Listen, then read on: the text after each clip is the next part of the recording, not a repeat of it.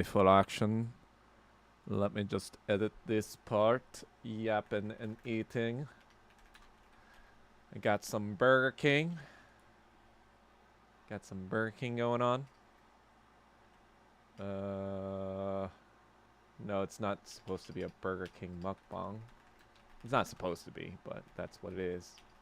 It's just that got some dinner and I didn't get to eat before I started the stream. It's interesting that my Twitch says intended for certain audiences may contain politics and sensitive social issues. Manage. Chicken sandwich star. I see what you did there, Cucker. Am I still fucking dropping frames? Okay, what the fuck? I don't think it's my computer because I have... Fuck.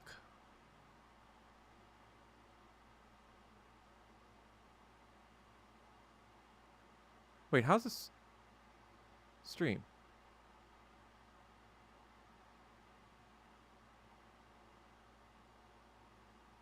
Oh, I think it's fine. Okay. I don't think I'm dropping frames. I just checked. Yeah. I got a late lunch. How's it going, Asian movement? Hola. I'm late dinner. Actually, I never actually had the chicken sandwich. Actually, I always, you know, being the autistic person that I am, I usually just get one thing at a restaurant. Like, if it was Big Mac, I mean, yeah, if it's Burger King, it's Whopper. It's McDonald's, it's a Big Mac. Never really deviated because I've got the tism. And if you know anything about the tism, we don't really like to experiment with new things once we found the optimal thing to get. Because, you know, let's face it, Burger King is Burger King, right? It's not Chicken Sandwich King, it's Burger King. Like Hamburg. Like the Germans. Who was like, hey, make some German steak, put some bread into it, you got a fucking burger. You know what I'm saying? You don't go to Burger King, it's not called Chicken Sandwich King. I mean, if it were, it'd be called Popeyes, right? That's so, yeah, if I want a chicken sandwich, I either go to Chick-fil-A or you go to Popeyes, right?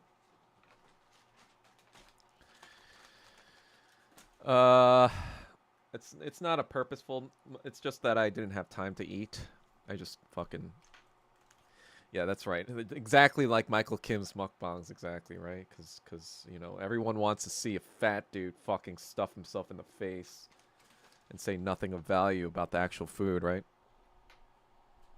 Or nothing of value at all, for that matter.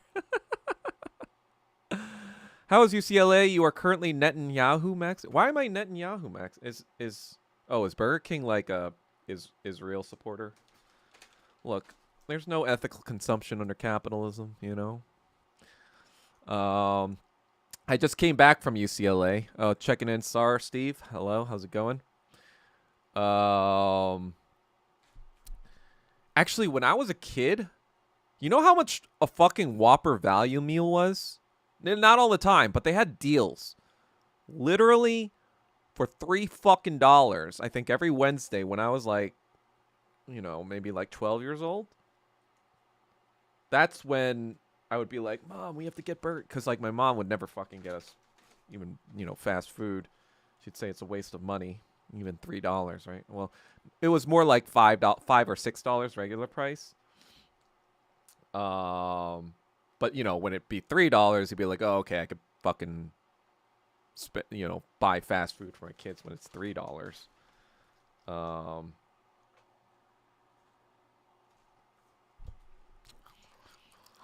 Yahoo. Oh. I mean, I like both. I think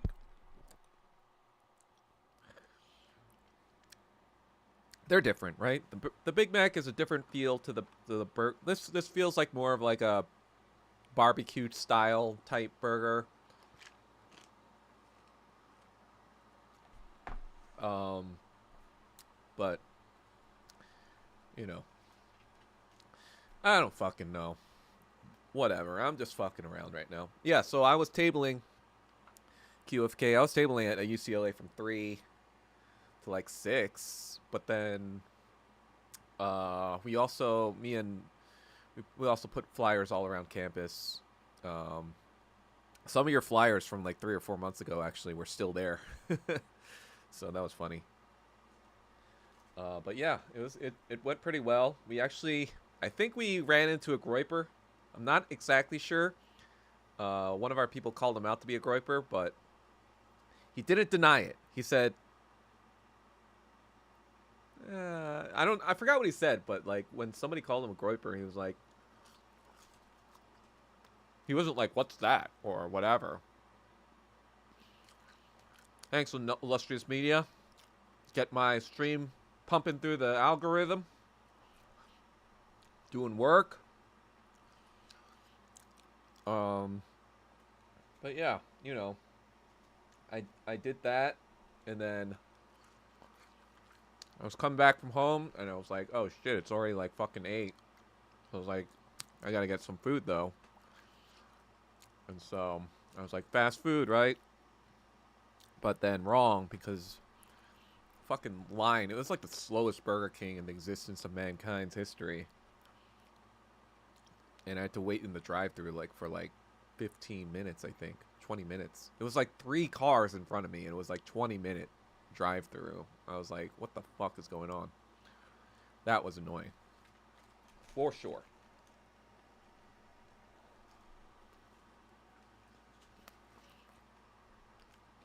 But yeah. This meal, guess how much it all fucking costs? It's just a medium Whopper meal with regular fries or medium fries and medium Coke. I didn't get the small one. Small one's $1 less. Um, take a guess how much that is today. It was $3 on a Wednesday, or usually $5, or $5 or $6, but $3 like 30 years ago, right? You're close, Steve. It's around $14.30. $14.30 for that. So even on the regular price, it's like 2x, more than 2x.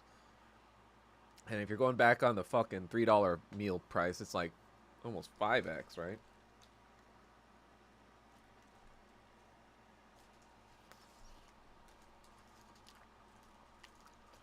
So it's kind of funny, like, you know, back when I was a kid, even back when I was a kid, you know, most people would be like, oh, millionaire, millionaire, blah, blah, blah. And, you know, like 100 years ago, when Lenin was talking about millionaires, millionaires were like fucking like rich as fuck. Like the British pound, if you were a millionaire in British sterling, you were fucking like, yeah, you were like fucking bourgeoisie, right?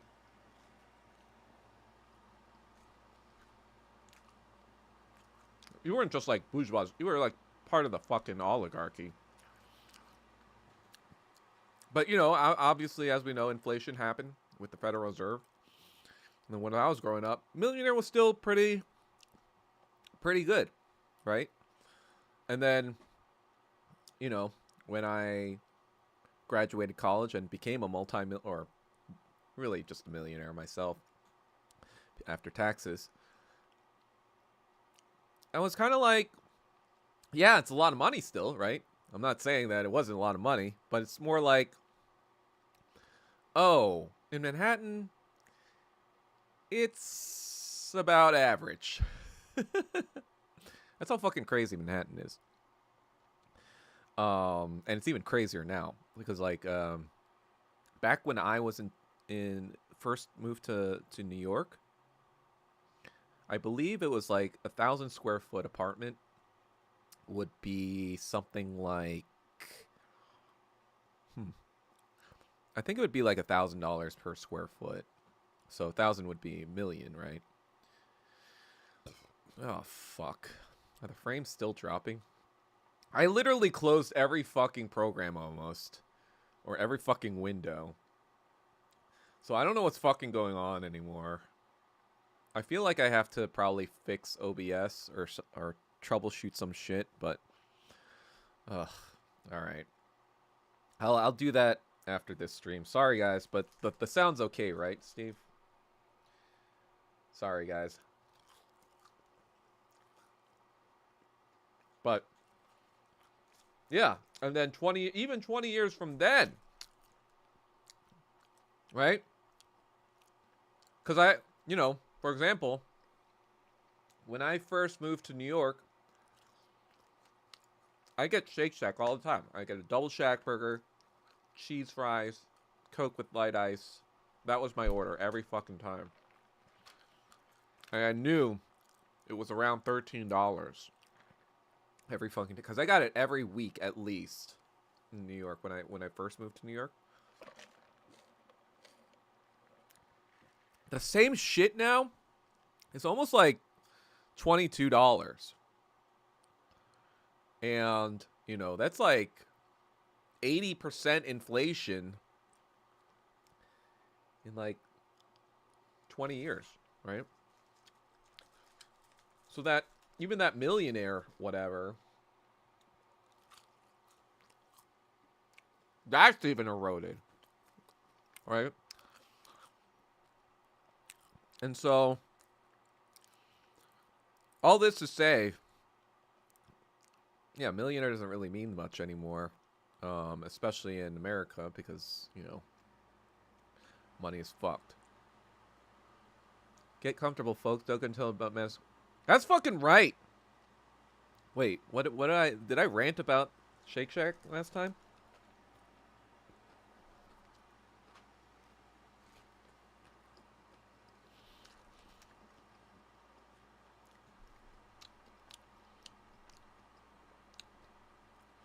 I've actually been to Habit Burger. I don't know. Habit Burger, it's all right. Let me see the comments. Actually, I can scroll with this. 99. Oh yeah, 99-cent. There were 99-cent Big Macs too, I remember, in the 90s. Toll for the GW Bridge was $4. What is $20 for fucking toll? The coal tax. The toll the coal toll.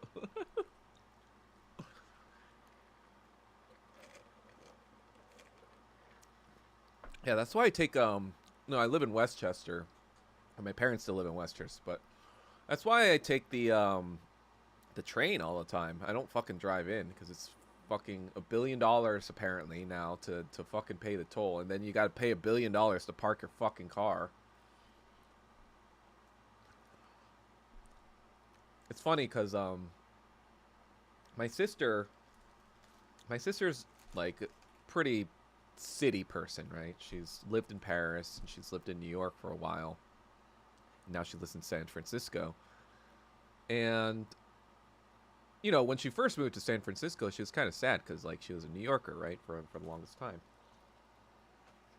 I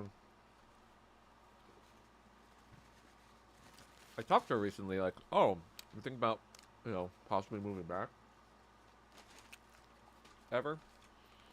And she's like, no, I think I'm fine with San Francisco now. And I asked, like, oh, why? I was like, oh, I've been back to New York, and it's just like, this is too much.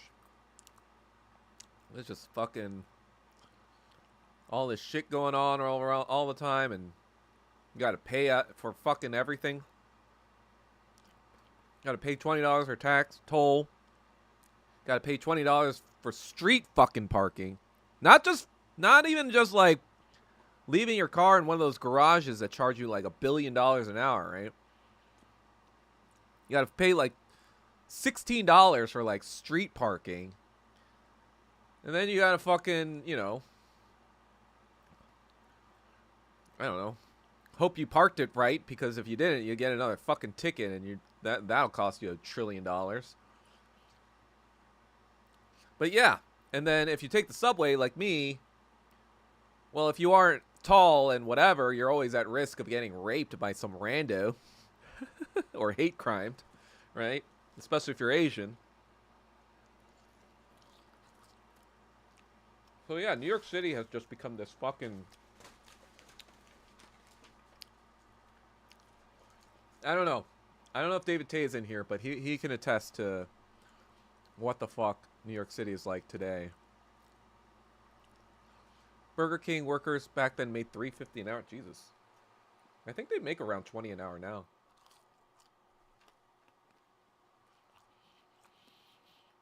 At least in LA. I mean, I guess that makes sense. Their wages go up with the price of the meal, of the value meal. But yeah. Every day, your Slumdog Millionaire becomes less and less oxymoronic. Yeah, especially in Cheatland. I was shocked to find out for one of the residents that went to Duke, cost compared to college and med school. Yeah, and that shit, that's just fucking, you know, they're Veblen goods, right? We've made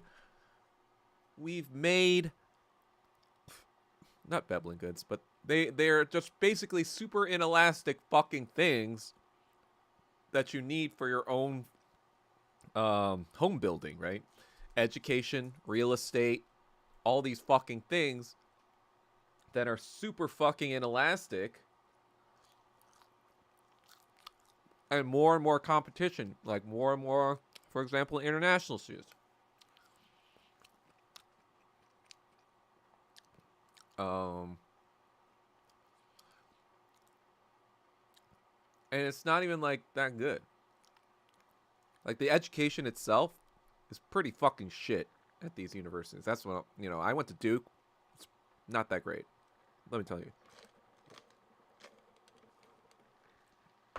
Unless you're going to fucking graduate school, these places are just like glorified country clubs. And the goal of those country clubs is to make enough connections, because the rich people go to these fucking colleges, or the rich kids go to these fucking colleges that already own these fucking businesses anyway. And the goal of getting into these colleges is to rub shoulders with these motherfucking rich people. And then, I guess, suck their dick enough to become rich yourself.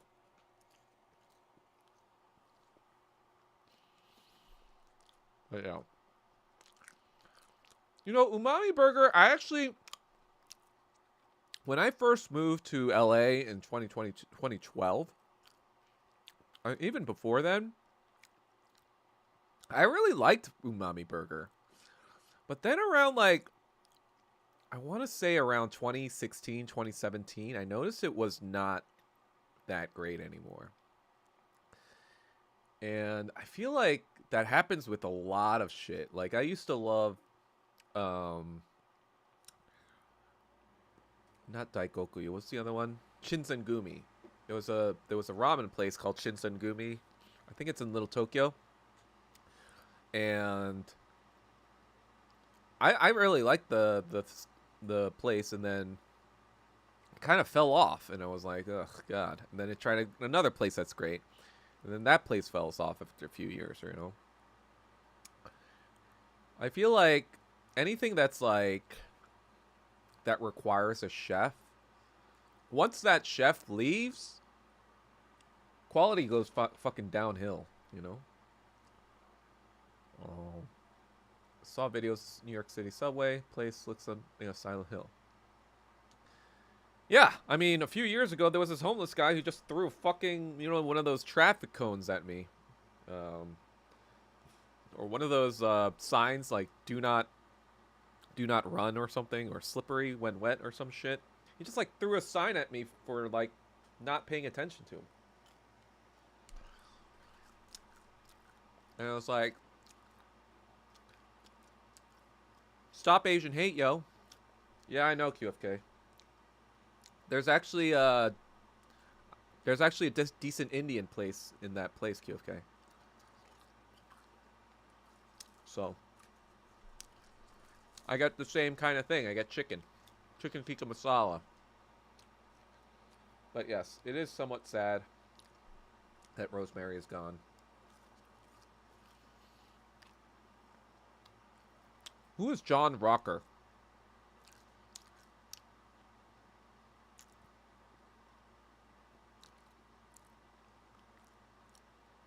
Wait, Steve, only burger in Durham? What's the only burger in Durham you went to? Burger. I mean, the Loop Burger is pretty nice, Steve. No? I went to the Loop a lot when I was at Duke.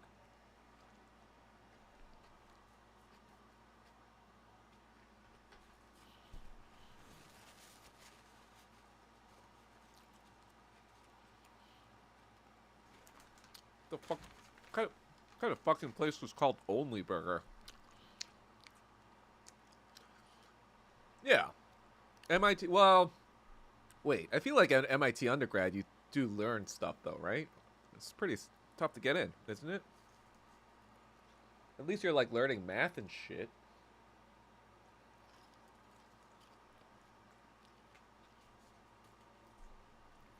Like all my non-math or science-related classes, it's all just fucking bullshit. I don't remember anything from that shit. The only thing I remember from economics is like my corporate finance class.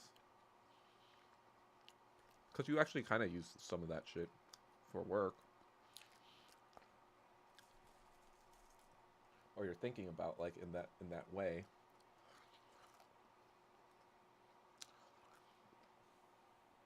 What is Bohemian Grove Diddy parties?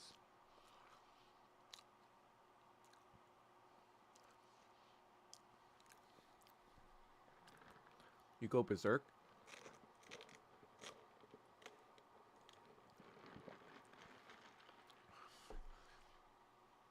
I mean, I do remember some stuff. I remember, what did I remember? Actually, no. I don't really remember much. I vaguely remember studying for organic chemistry and thinking about SN1 and SN2 reactions and being like, why the fuck would I ever want to do this shit? I remember that. I also remember, I guess econometrics was useful. Econometrics is actually pretty useful. It's kind of like a statistical class. I took Korean 1, 2, and 3 to fulfill my Korean requirement. Oh, is it the throwback logo?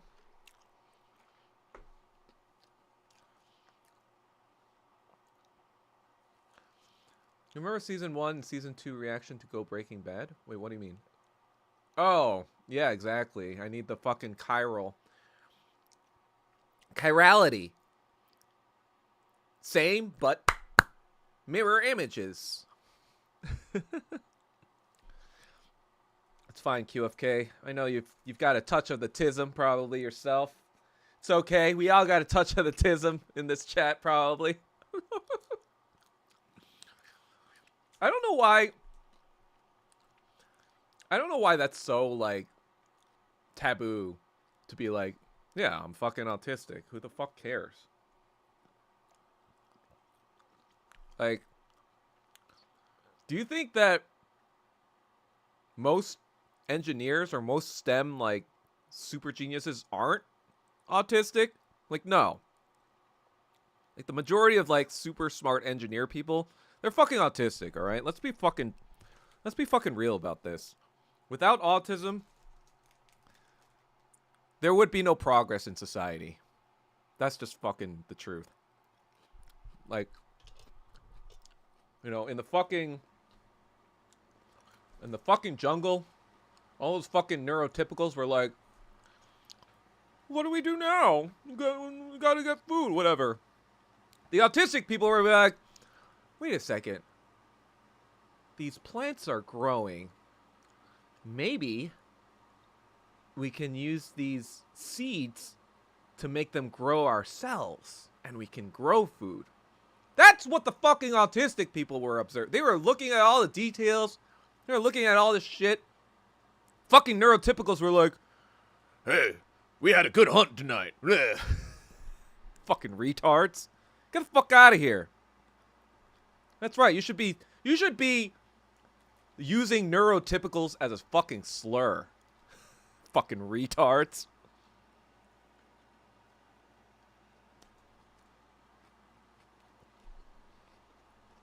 But that's just my anti-autism rant. It's just so fucking absurd. Like, people talking about neuroscience and psychology like they know what they're fucking talking about. Because they're neurotypicals. They're fucking retarded. They don't know what they're talking about because they don't think scientifically. And that's what I realized, too.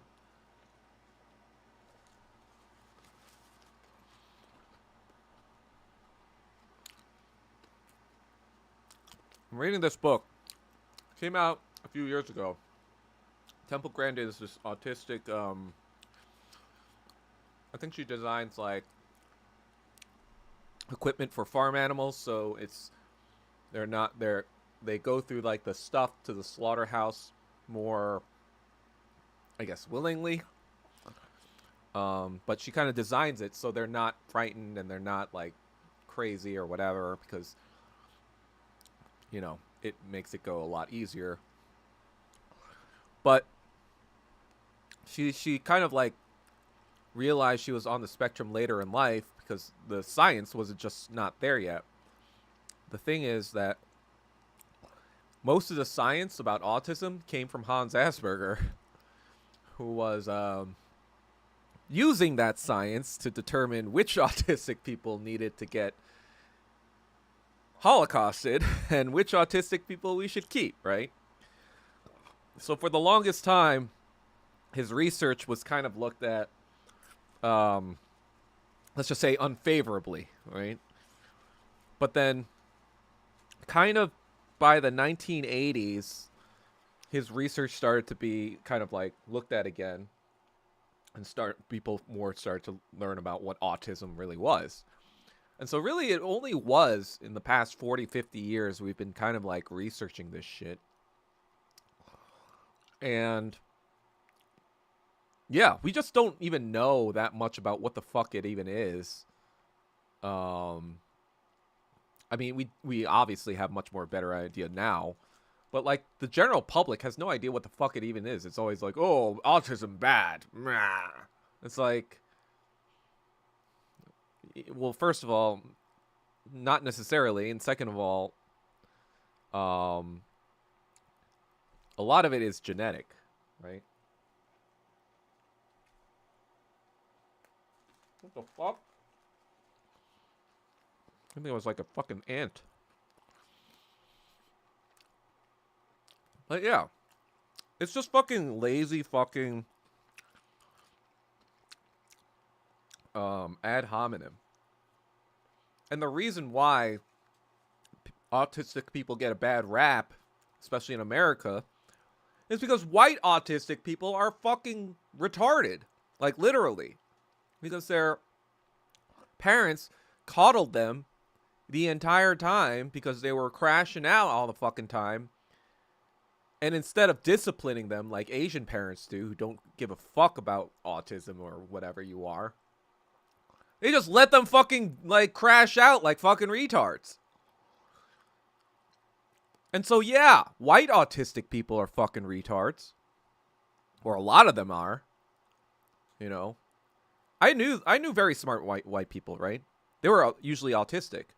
But the ones that did not get that discipline, yeah, they're going to be fucking entitled and retarded.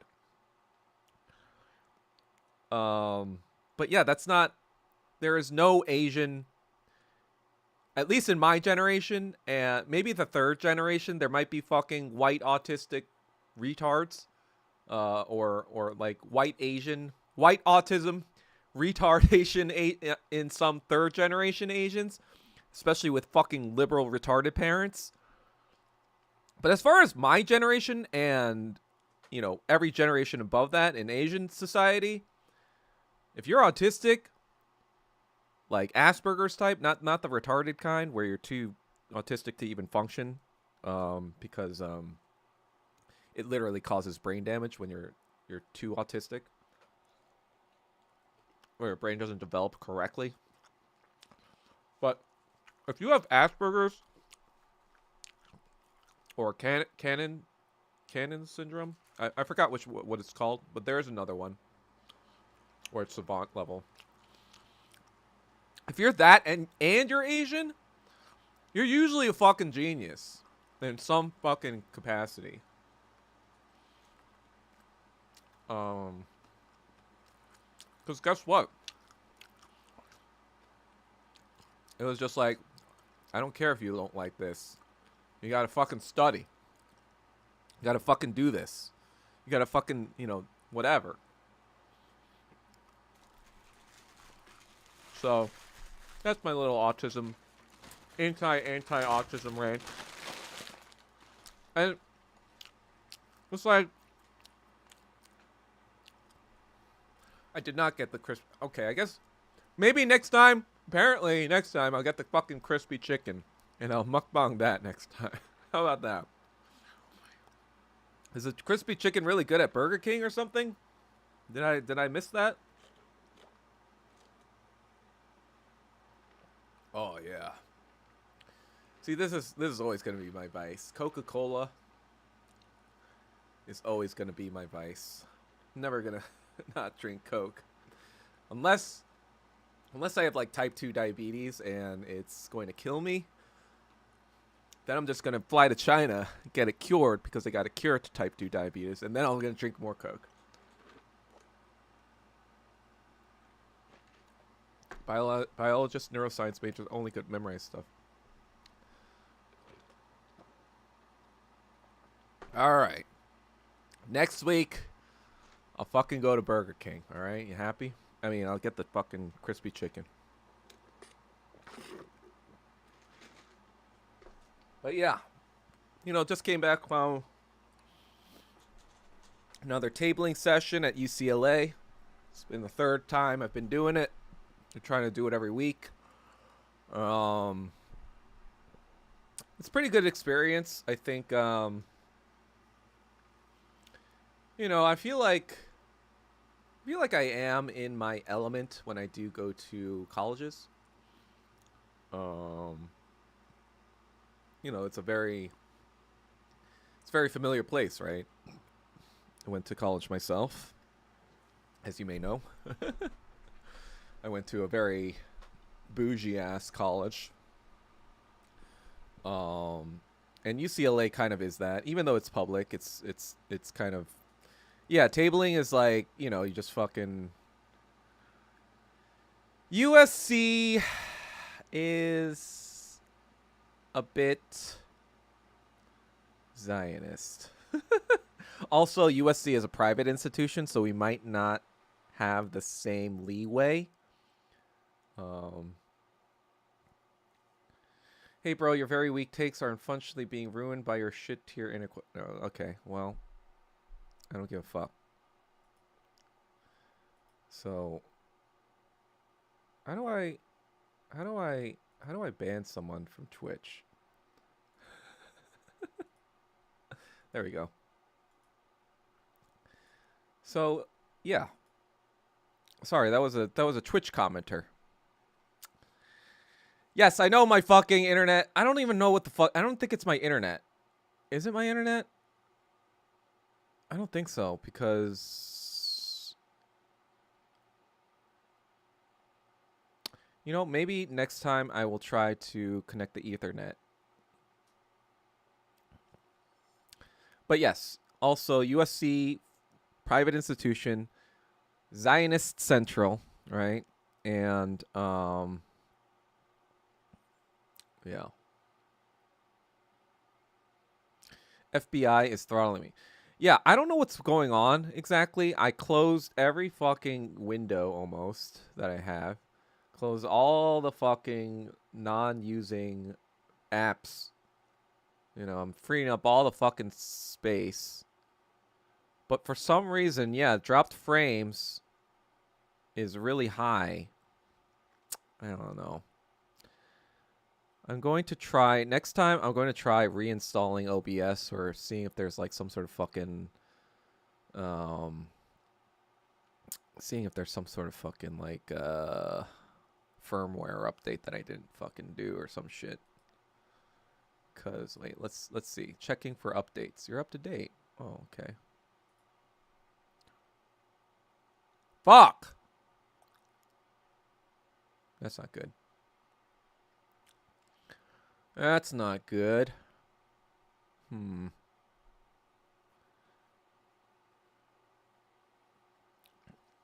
Yeah, we just like put a table. There's like this walkway on campus that a lot of students walk through. And we just kind of like set up a table, and today we had like a quiz. You know, take this quiz, see if you're communist or not. Not everyone took a flyer afterwards, but people like taking the quiz for some reason. And there would be like people walking around like, "Hey, you're a communist. You want to take the quiz?" You know, just like joking to their friends. But yeah, we think that it's just something that's going to take a lot of time, establishing, you know, just like being on campus over and over again. We do get some interesting people coming up. We got some liberal Zionists coming up. We got a Republican, big Charlie Kirk fan. Talked with me for a while a few weeks ago. Oh yeah, of course there's been hostile encounters. So people like, oh, you support Stalin?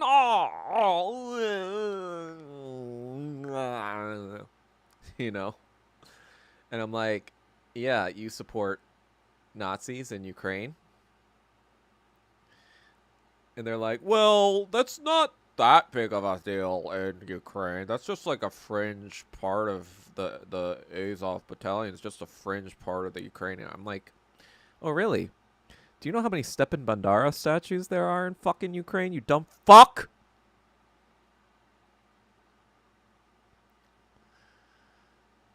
It's all good, Doug. Just roll with it. Lol, lol. Wait, why? What did I say something funny, or just roll with it? What's so funny about that? I don't know.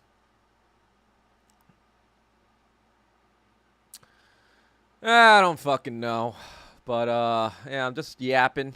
I'm just kind of, sup, David Tay. I was just telling them how much New York sucks right now because it's expensive and they nickel and dime you for like breathing. Would you say that's accurate, David Tay?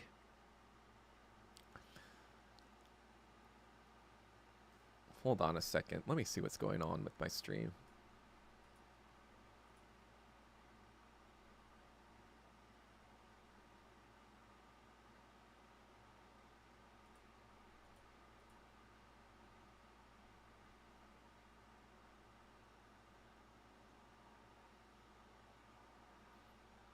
Do do do do. One testing, one testing, one testing, one testing, 1 2 3 4 5 6 7 8 1 2 3 4 5.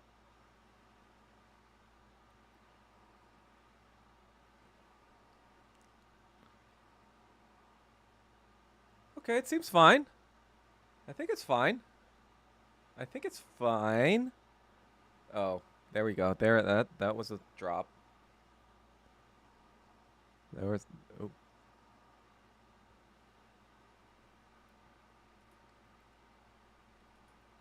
All right, whatever. We're just rolling with it. Sorry, I tried to close all the fucking programs. Didn't work. I don't know what the fuck's going on. I think something is going on with OBS because it says dropped frames. I don't know if it's some sort of like issue with the camera giving some sort of bit rate that's not matching the fucking thing. I think there's some sort of bit rate shit. Reacher? What the fuck is Reacher? Yeah, because we do our little stupid fucking hibernating in your apartment thing. That we don't actually like hang out in New York City all the time. We do like the most fucking, we just sit at home all day usually, and then we just like smoke a lot of weed and watch. No, we are not watching The Witcher season 4. That shit looks like, oh god.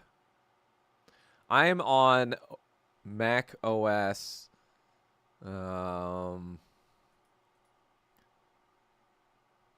Fuck. You know what it is?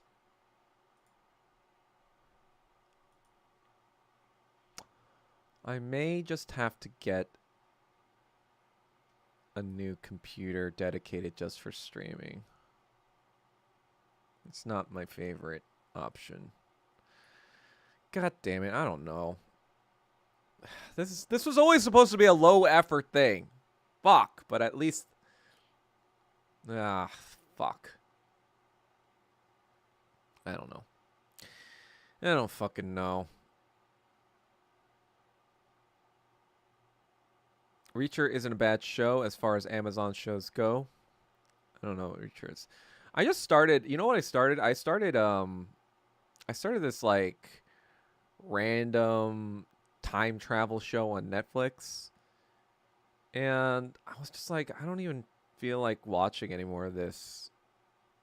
Like, I feel like me 4 or 5 years ago would have just like stuck it out and be like, oh, it's kind of interesting. Let me just watch more. Now I'm like, yeah. But I did start watching.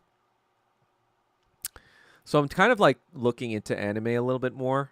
And I'm realizing a lot of it is just fucking Imperial Japanese propaganda. Right? And so I'm watching Neon Genesis Evangelion right now. And I'm like, oh, this is kind of where Pacific Rim came from, right? But I think the model is this, basically. It's kind of like Japan, especially after the fall of the Soviet Union, right? After the fall of the Soviet Union, it's kind of like, oh, now we get to say whatever the fuck we want, and no one's going to check us, right? So then what does Japan do? It comes out with its, oh, we were just fighting the white imperialists on the behalf of Asia, see? Humanity is all of Asia, see? And Asia was being threatened by these outside Western imperialist forces. And so, you see, we were just trying to fight them away. And yeah, we did some kind of evil shit. Yeah, maybe. But you gotta understand, we had to do that. Otherwise, these imperialists would have just killed us all. You see, that's the real truth. If you really think about it, right? That's the Co-East, we even called it the Co-East Asia Prosperity Sphere.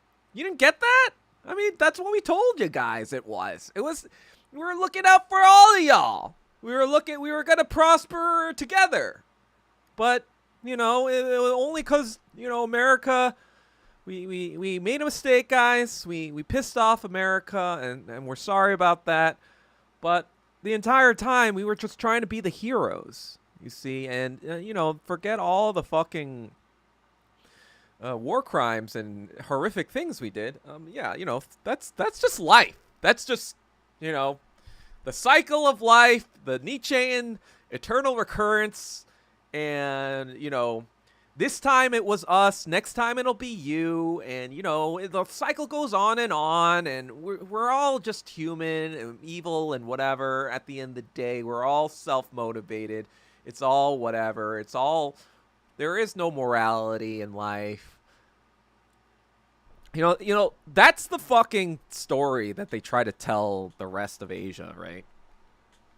That it was all just one big misunderstanding, and they were really the heroes the entire time. They were really just trying to be the heroes that was defending us against these monsters, these Godzilla monsters that were coming to nuke us all, right? It wasn't just coming for Japan, you see. These Godzilla monsters, they were going to kill us. They were going to nuke us and then all you. And then later on, we would all be dead. So we actually kind of tried to help. Okay, that's what we were trying to do. Because you see, that's kind of like basically what the fucking Godzilla story is, right? It's like they. Oh, all right, David. Later. they so the animes, they all be like, it's all kind of these stories of humanity is fighting this existential external threat that is going to destroy humanity, right? That's like the basis of all these animes. And so this external threat is actually white imperialists or Western imperialists. That's the message of all these fucking animes. These Western imperialists are an existential threat to all of humanity, which is Asia, right? All of humanity represents Asia. And so what Japan is saying is like, we were the government that was trying to fight these external threats.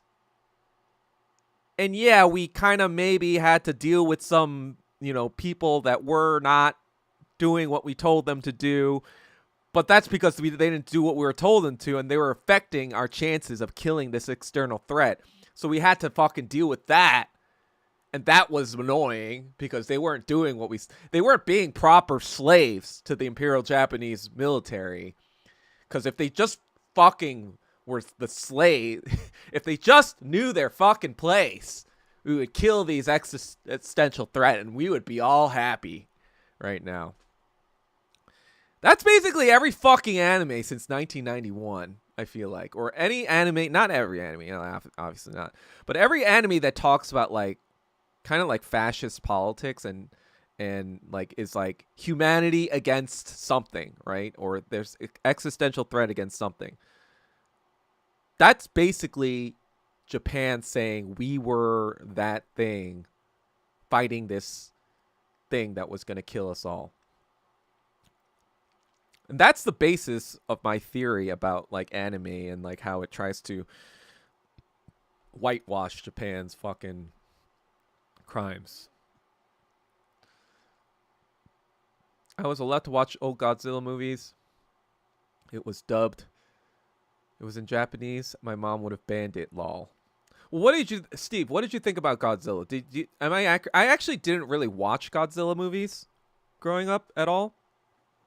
But this is kind of like what I feel like is somewhat going on. Obviously a little less so in the old Godzilla movies, but I think like as Japan started to feel itself a little bit again after its economic revival after the Korean War, right? After rebuilding Korea to boost their fucking economy back. They started feeling themselves. They started being like, well, we don't have to get on our hands and knees like Germany does all the time, the Jews. And so, no one really knows what we did. So let's just rewrite history because no one's calling us out. Let's just make all this fucking anime Nazi garbage, anime fucking propaganda, and make it all mystical and all this fucking cool demonic shit. We're going to just throw in Schopenhauer shit. That's the thing about Neon Genesis Evangelion, right? In the beginning fucking sequence, I've only watched 4 episodes or so. But they'll have like, let me see if I can find it. You see something like this like tree thing? God damn it.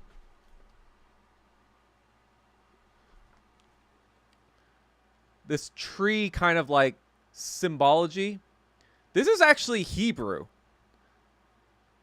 So this is like this thing in like Hebrew mysticism, not the fucking, Jewish faith. Not, there's no anti-Semitism here. But there was this heretic, I guess, like Hebrew Kabbalah shit of magic or whatever. That tree, guess what that tree is called? That tree is called Sephiroth. This fucking thing is called like the 10 fucking, what is it? The 10 symbols. I don't even fucking know. I'm kind of still learning right now. But this shit is like the 10 symbols of like Sephiroth or some shit. Or Sephiroth is like the 10 pathways of like this Jewish magic tradition, whatever. And a lot of this mysticism stuff is what, inspires people like Nietzsche or Schopenhauer, right? And so you see this kind of shit. I saw this kind of shit not just in Neon Genesis Evangelion, but I'm remembering it now also from fucking Full Metal Alchemist. So they're using these fucking Western esoteric, dark magic bullshit in all their fucking animes. It's like literally demonic fucking shit that they put in all their fucking animes. And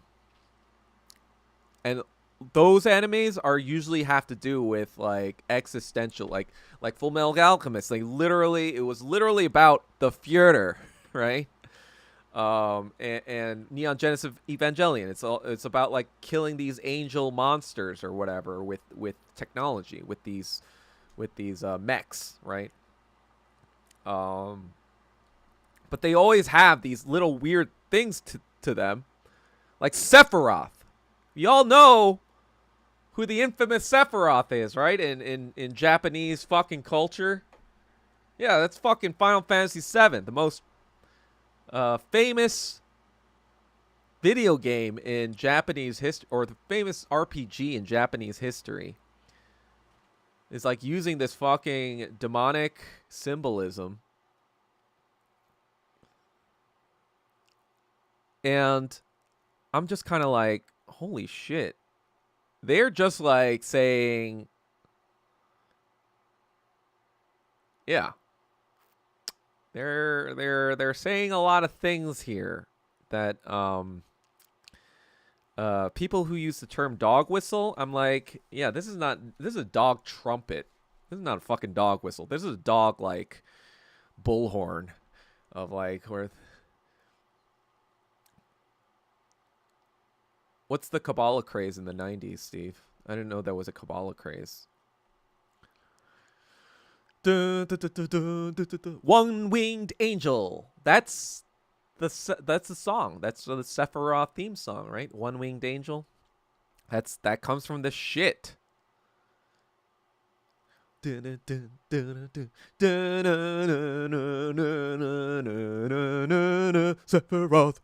Sephiroth. Dun, dun, dun, dun, dun, dun, dun, dun.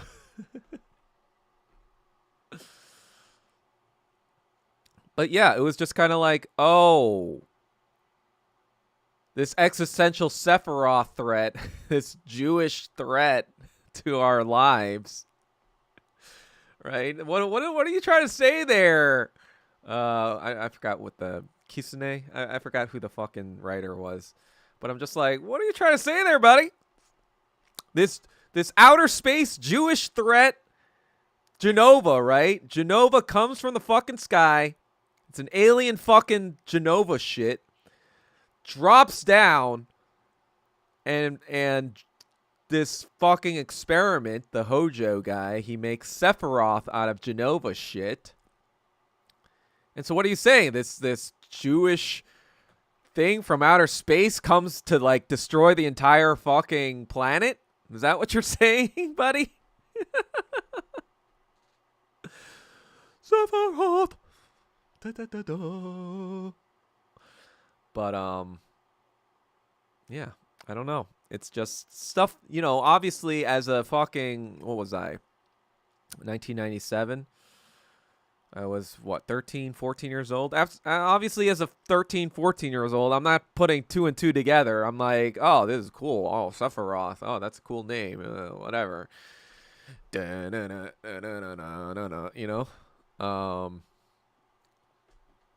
Exactly. Actually, when Naruto came out, I would always do I would play that song like kokoro wo sotta hirai e yotta bara kuku yo kyutta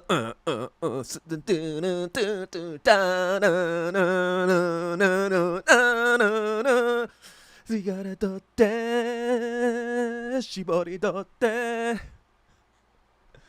right, Cucker. Don't trigger me, because I will pull that fucking trigger. Actually, that's something I say with my friends. Yo, you trigger my. That's right. That's right. I use the N-word with other Asian bros. But in the brother way, you might, you know. That's what we do. I mean, that was what, in the 1990s and the early 2000s, before Barack Obama, that was actually acceptable, The soft A, maybe not among white people, right? Because white people are white, and that's where the fucking thing came from initially. But every other ethnicity, we got the pass. Because we're not white, Especially when Kareem Abdul-Jabbar and Bruce Lee were teaming up in the 1970s. There was a lot of, mutual respect back in the day. And it's not like we called black people that, right? It was more that we called each other that in the same way black people called each other that. But it's like, what? We're going to say, hey, kook? No, that's stupid. Because they popularized it, right? They popularized it in music and whatever. And so, yeah, we bought a lot of that black music ourselves in the 1990s. Because, yeah, we didn't relate to, a lot of us, at least the men, right? The Asian men, we I grew up liking a lot of pop music. And a lot of pop music in the 1990s was being made by black people. So I was just kind of like, oh, that's cool. And then a lot of rap music was being made by black, or all rap music pretty much, right? So yeah, in the 1990s, you'd listen to Tupac, you'd listen to Biggie, you'd listen to, all those people. NWA. And it just became you just playing on the basketball courts and shit. Like when there were Asians and black people playing on the basketball, yeah, we'd call each other each other's respective slurs, but it wouldn't be like, oh my God, you're so racist. It would be like, we're just fucking around because we're playing ball, right? There's no there was no malice behind it, but it's just kind of like, ever since the fucking woke era, the 2008 fucking Obama era, it just became this fucking, Nance shit. Exactly, nega. That's right, in Chinese. Sing at the tables. I actually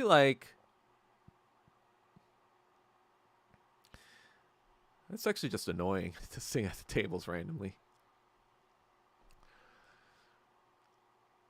Jehovah. Where do you think the name Genova comes from? Jehovah, Genova. Hojo. Hojo was probably Tojo, right? Hideki Tojo, Hojo. Heidegger. The fucking guy's literal name is Heidegger in the movie, in the fucking game. You got Heidegger. What do you think that fucking represents, right? The Nazis. You got Hojo, Imperial Japan, right? I don't know. I guess Shinra is just capitalism. I don't fucking know. But the Genova, yeah, that's obviously harking back to Jehovah, right?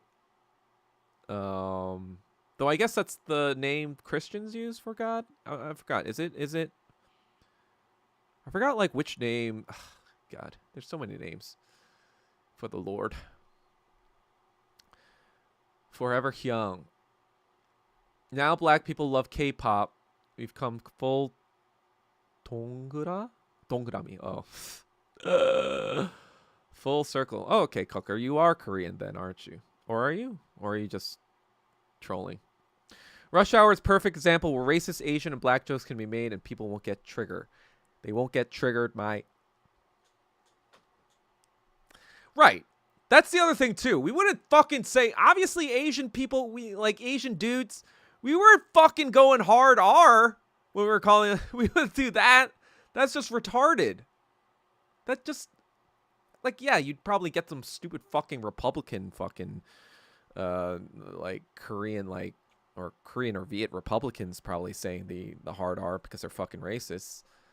But you wouldn't get, like, you know, the casual Korean dude who's just playing ball. We wouldn't be like, yo, hard R. It'd just be soft A. Just be like a friendly, yo, what's up, my? You know?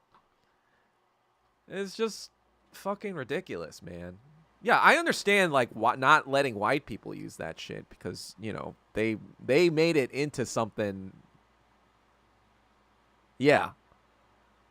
But we had nothing to do with that. Asian people had nothing to do with that.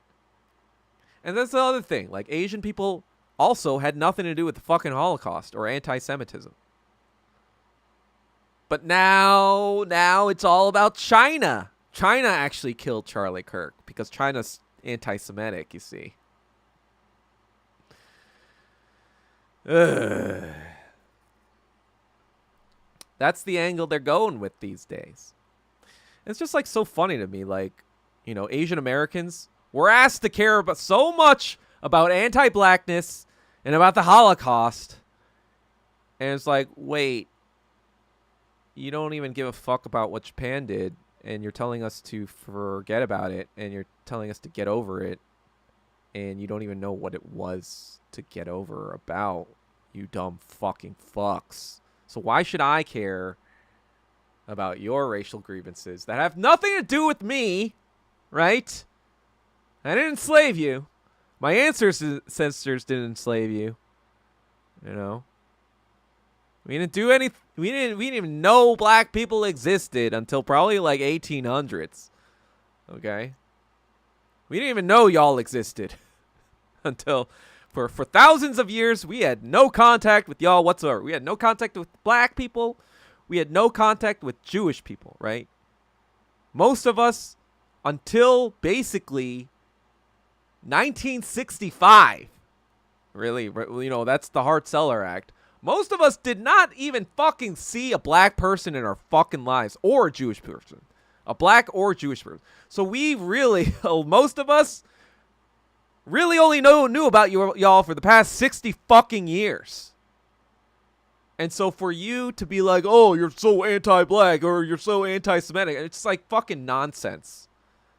No, you're the fucking anti-Asian who doesn't even know the fuck Japan did. You dumb fucks. And telling us to get over it, you dumb fucks. You are the fucking anti-Asian fucking scum Zionists. Afro-Zionists and regular Zionists. You're fucking scum. I'm sick and tired of, like, being like, oh, yeah, like, you know, Asians are white adjacent. Or Asians, like, fuck you. Shut the fuck up, dumb fuck. Because the truth of the matter is, all non-white people, you would be massively fucked if it weren't for Mao Zedong. That's the fucking truth. If it weren't for Mao Zedong, you would all be fucked right now. You would be still colonized. You would be still in Jim Crow. They had no fucking incentive to give you rights until China became strong, until China supported Vietnam, until China supported Korea. That's the fucking truth. It was the Asian man that saved y'all. Okay? So when you talk to me like I'm anti-black or anti-Semitic, I'm like, you're fucking retarded. That's what it is. That's just what it fucking is. That's the fucking truth. We didn't even know you existed until 60 years ago. Most of us, right? Obviously, the people who in power, whatever, they knew. But most of us didn't know fuck all about all y'all for 60 years. Right? And then they want to say, oh, Koreans are anti-black for, you know, like, it's like, yeah, guess what? Koreans just had American media for the past 75 years, right? Most of their media was either Korean shit or American shit. And in the beginning, it was mostly American shit because Koreans didn't even have the shit to make shit. And guess what American media was back in the 1950s? It was fucking racist. So yeah, they're gonna be fucking anti-black because that's what they fucking see American saying about y'all. Dumb fucks. God. And that's the other thing. They're just kind of like, they were like, oh yeah, this fucking Black Samurai game, that's a big win for us. And then Ubisoft is like, oh, we had to scrap this Black Samurai or Black Assassin in antebellum South, where the KKK was rising, and you play a black assassin that kills KKK people. Oh, we had to cancel that, actually. Something that is actually in historical truth and has to do with actual historical grievances. We had to cancel that. But, you know, during the height of anti-Asian violence, we had to make up this random fucking story in the middle of feudal Japan of this fucking black samurai that was this fucking made-up nonsense. And he just kills random Japanese civilians or whatever. And we just have to make that into a game, you know, during the height of it. You know, all our fucking white liberal women designers and bullshit fucking, you know, whatever. We just have to do that. That's what I'm saying, Steve. That's what I'm fucking saying. But, you know, it's just like, that's the other thing, too. When people are like, oh, why do you care about race so much? You're being woke. You're acting woke right now. I'm like, really? Really? When have Asian Americans ever benefited from woke? We're literally scientifically discriminated. The Harvard fucking case in 2024 last year, and all the fucking affirmative action cases basically in the past 30 fucking years in the Supreme Court, they all were like, yeah, this shit is statistically, scientifically racist against Asian people. So we're actually the people that are hurt the most from woke fucking bullshit.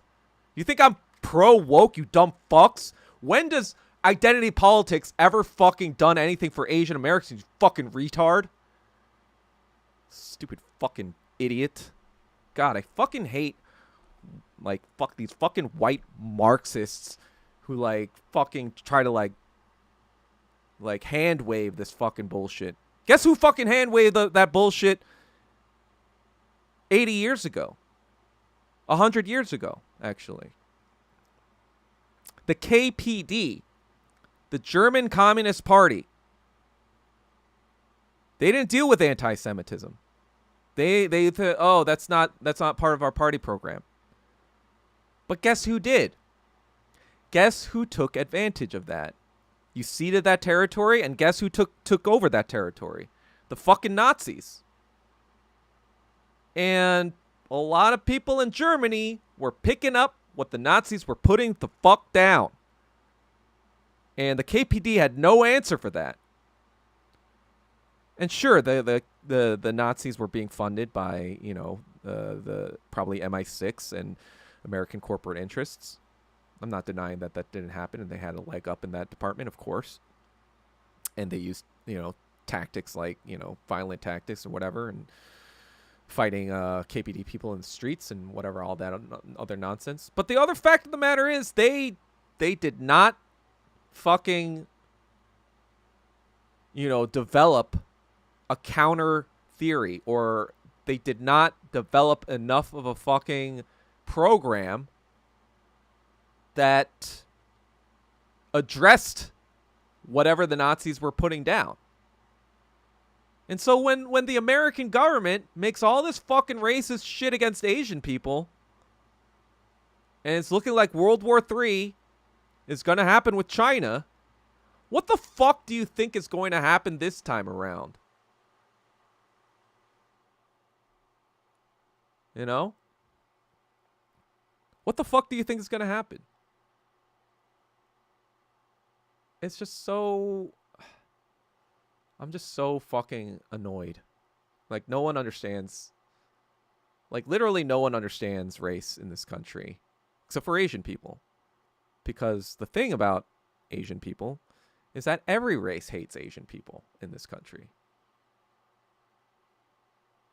And so when everyone hates you, you can kind of see everything a lot more objectively, because you're like, oh, white people hate me because of this. Black people hate me because they listen to white people telling them something about this. Hispanic people, blah, blah, blah, blah, blah. And same fucking shit, right? That's what's Laura Loomer's putting down. I mean, fortunately, most people, at least most people with an IQ of greater than maybe 100, you know, they and that's a funny part, Wang Oni-chan, because even the anti-Semites, they had a hankering for Jewish women. Back in the 1700s and 1800s, the anti-Semitic people would be like, yeah, the fucking men suck, but the women, ooh, they got those nice Jewish titties. That's actually what they said back in the day. That's what they said about Jewish women back in the day. I don't have the quote right now, but I can pull it up. This is what I'm fucking reading. This is the same fucking playbook. 200, 300 years ago, the same fucking playbook. They even said that Jews, yeah, they're smart. They're good at systems, but they're not really creative. That's what they fucking said about the Jews 200, 300 years ago. Same fucking shit they said about Jews, they say about us now. Exactly. They just say, oh, tight. Oh, because Asian men have small dicks, right? Ha ha ha. The Asian women must have tight vaginas. Oh, logic. Oh, man. It's like, oh, yeah, well, how'd you measure all those penises? You went to China and you measured thousands upon thousands of penises? And how was this study conducted? Did you yourself fluff them? That's fucking gay. Like, it's just like fucking bullshit nonsense that the French came up with in the 1800s, probably because, you know, the Asians that they like brought over, probably Viets or whatever, they were probably malnourished as fuck, and they were short as fuck because they're malnourished. That's the other thing too. Like, at what point are you measuring these things?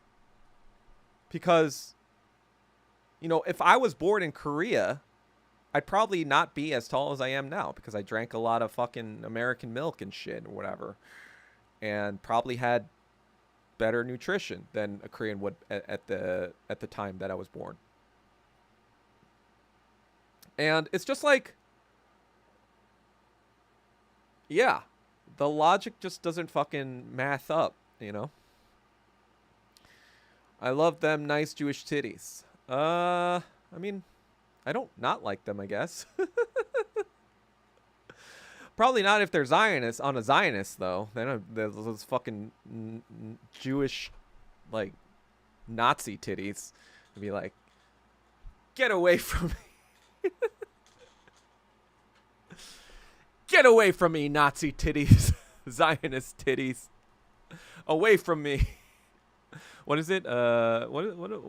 What's the fuck? Isn't there like a Bible verse? Something like Potiphar's wife or some shit? Or like, away from me, Satan. Away from me, satanic tits. Also, because I heard most instances involving U.S. servicemen stationed. Yeah. In Korea, it might be a mix. I think in Japan, it's much more black. I'm not exactly sure, though.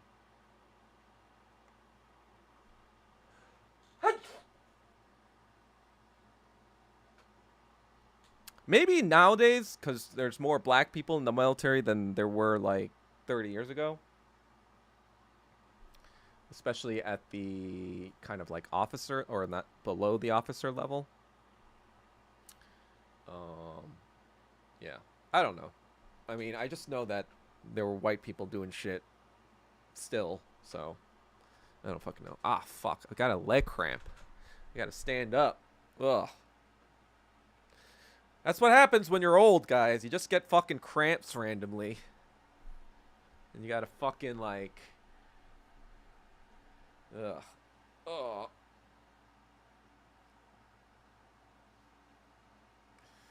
Don't get honey trapped. I mean...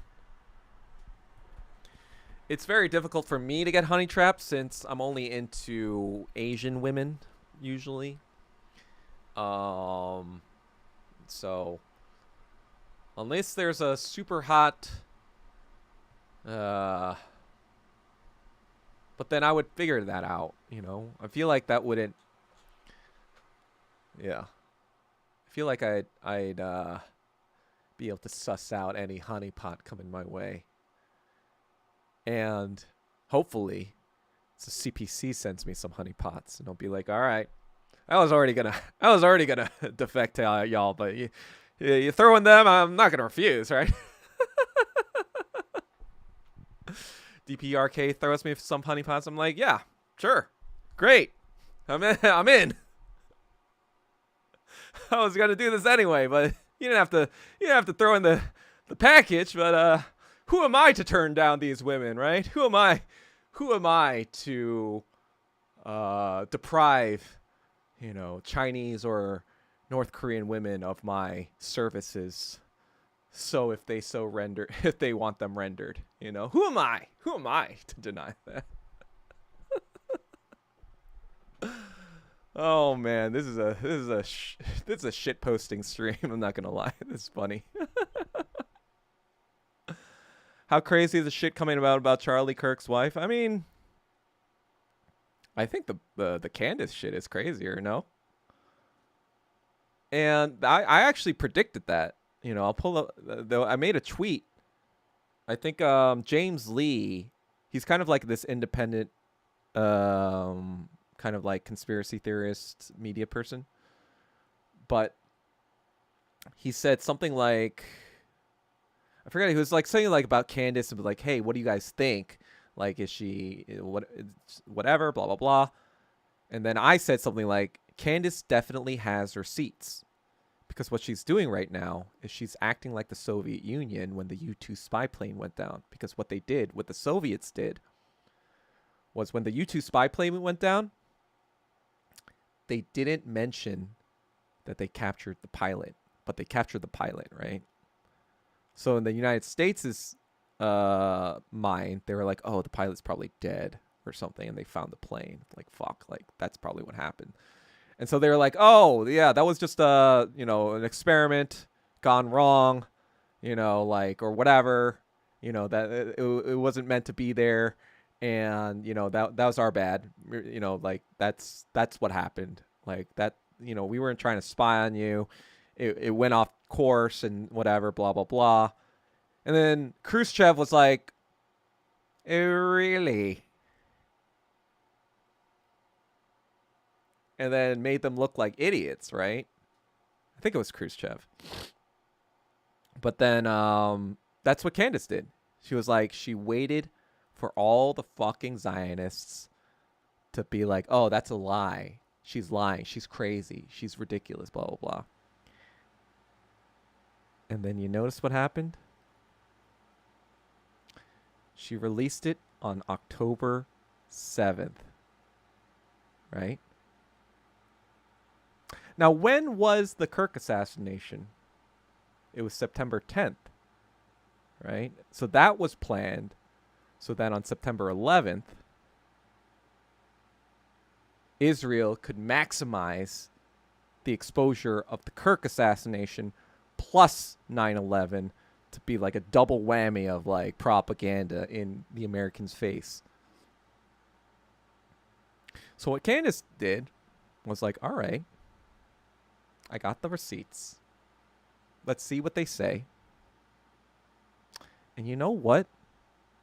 They're probably going to try to use 10/7 as another rallying point, right? I called that myself. I said, "Oh, they're going to make this satanic Ramadan from 9/11 to 10/7. That's the satanic Ramadan, right? This is going to be satanic Ramadan till the end of time, until fucking Palestine is all fucking genocided." That's satanic Ramadan until the genocide is over. And then she was like, no, we ain't gonna do that shit. We ain't gonna do this merry-go-round about 10-7 and the fucking 40 beheaded babies that were never beheaded or never existed. We're gonna fucking bombshell you on the fucking propaganda day. So yeah, and then you see fucking Nick Fuentes being like, "Oh, why did you wait 4 weeks to do this? How dare she? Why didn't she come out with this immediately? She's so self-serving." It's like, no, you dumb fuck. She was strategic, you idiot. You all got fucking played. Nick Fuentes is a fucking phony fraud. If he can't even see that strategy, then he's a fucking moron. He's like, he's done. Nobody, he's like fucking bullshit. Like, yeah, he's going to get the retarded Zionists now on his side. He's going to get the retarded, like, liberals on his side, right? Don't know what the fuck's going on. But as far as anyone with an IQ over maybe like 115, 120, it's done.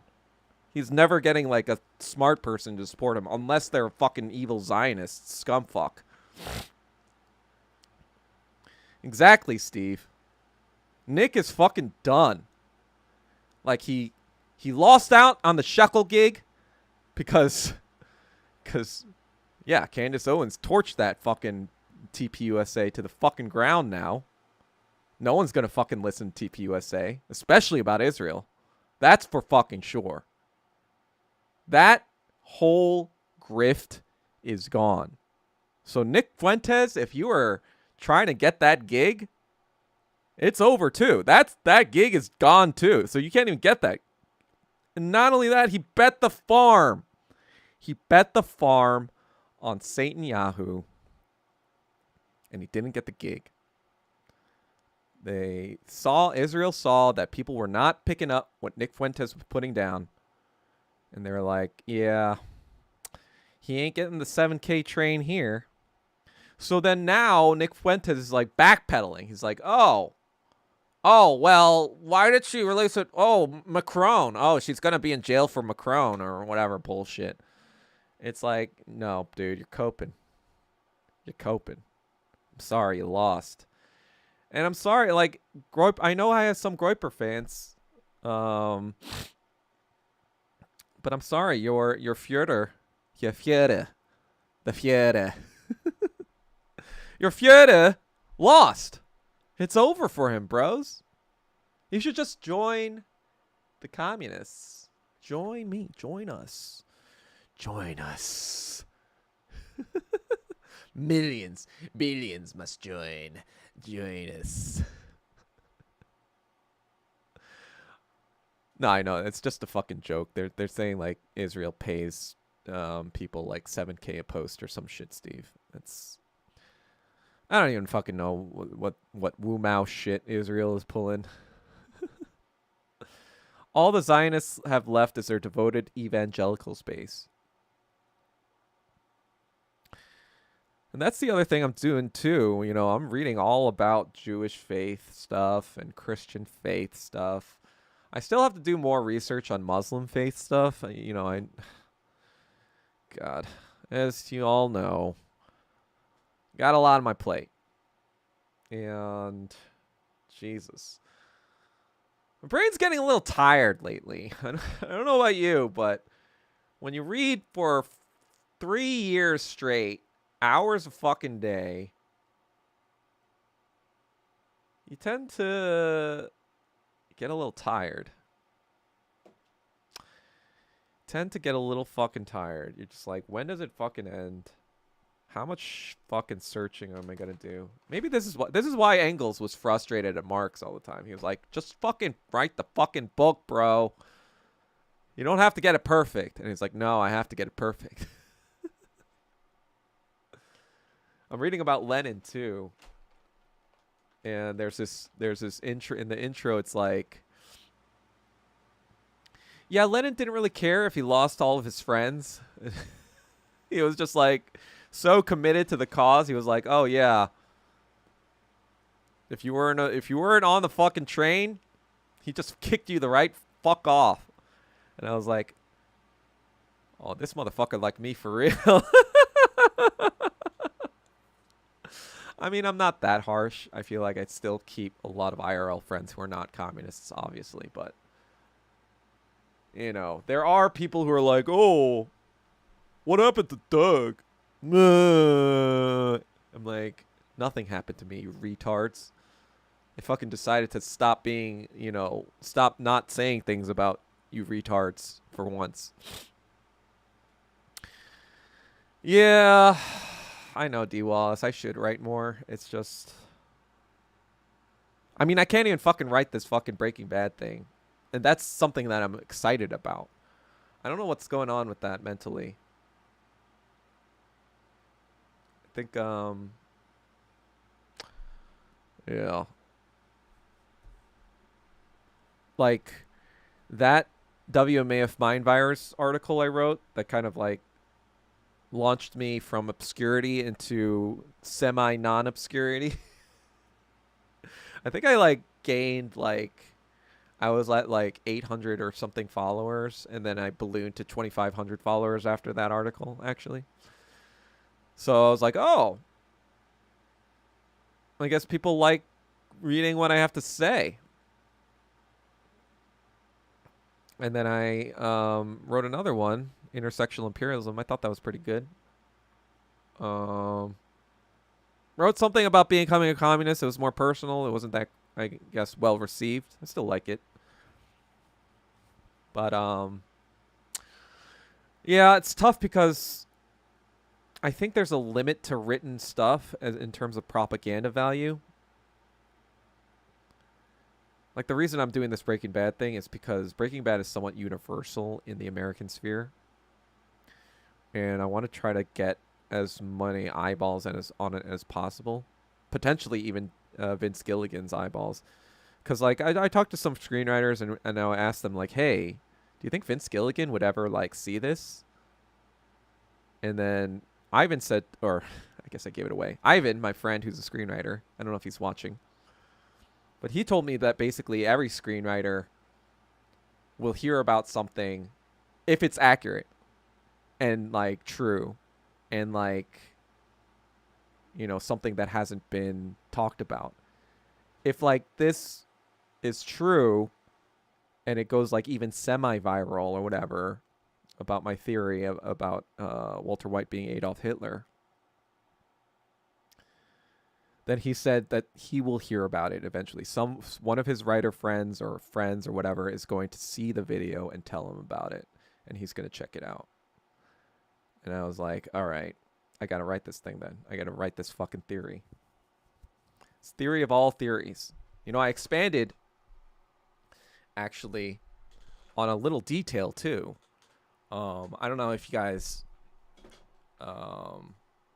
saw the pilot episode of Breaking Bad, but this was like a very small detail at first, but now that I'm expanding it, it's like a huge fucking point that I think, like, in my opinion, is a fucking smoking gun.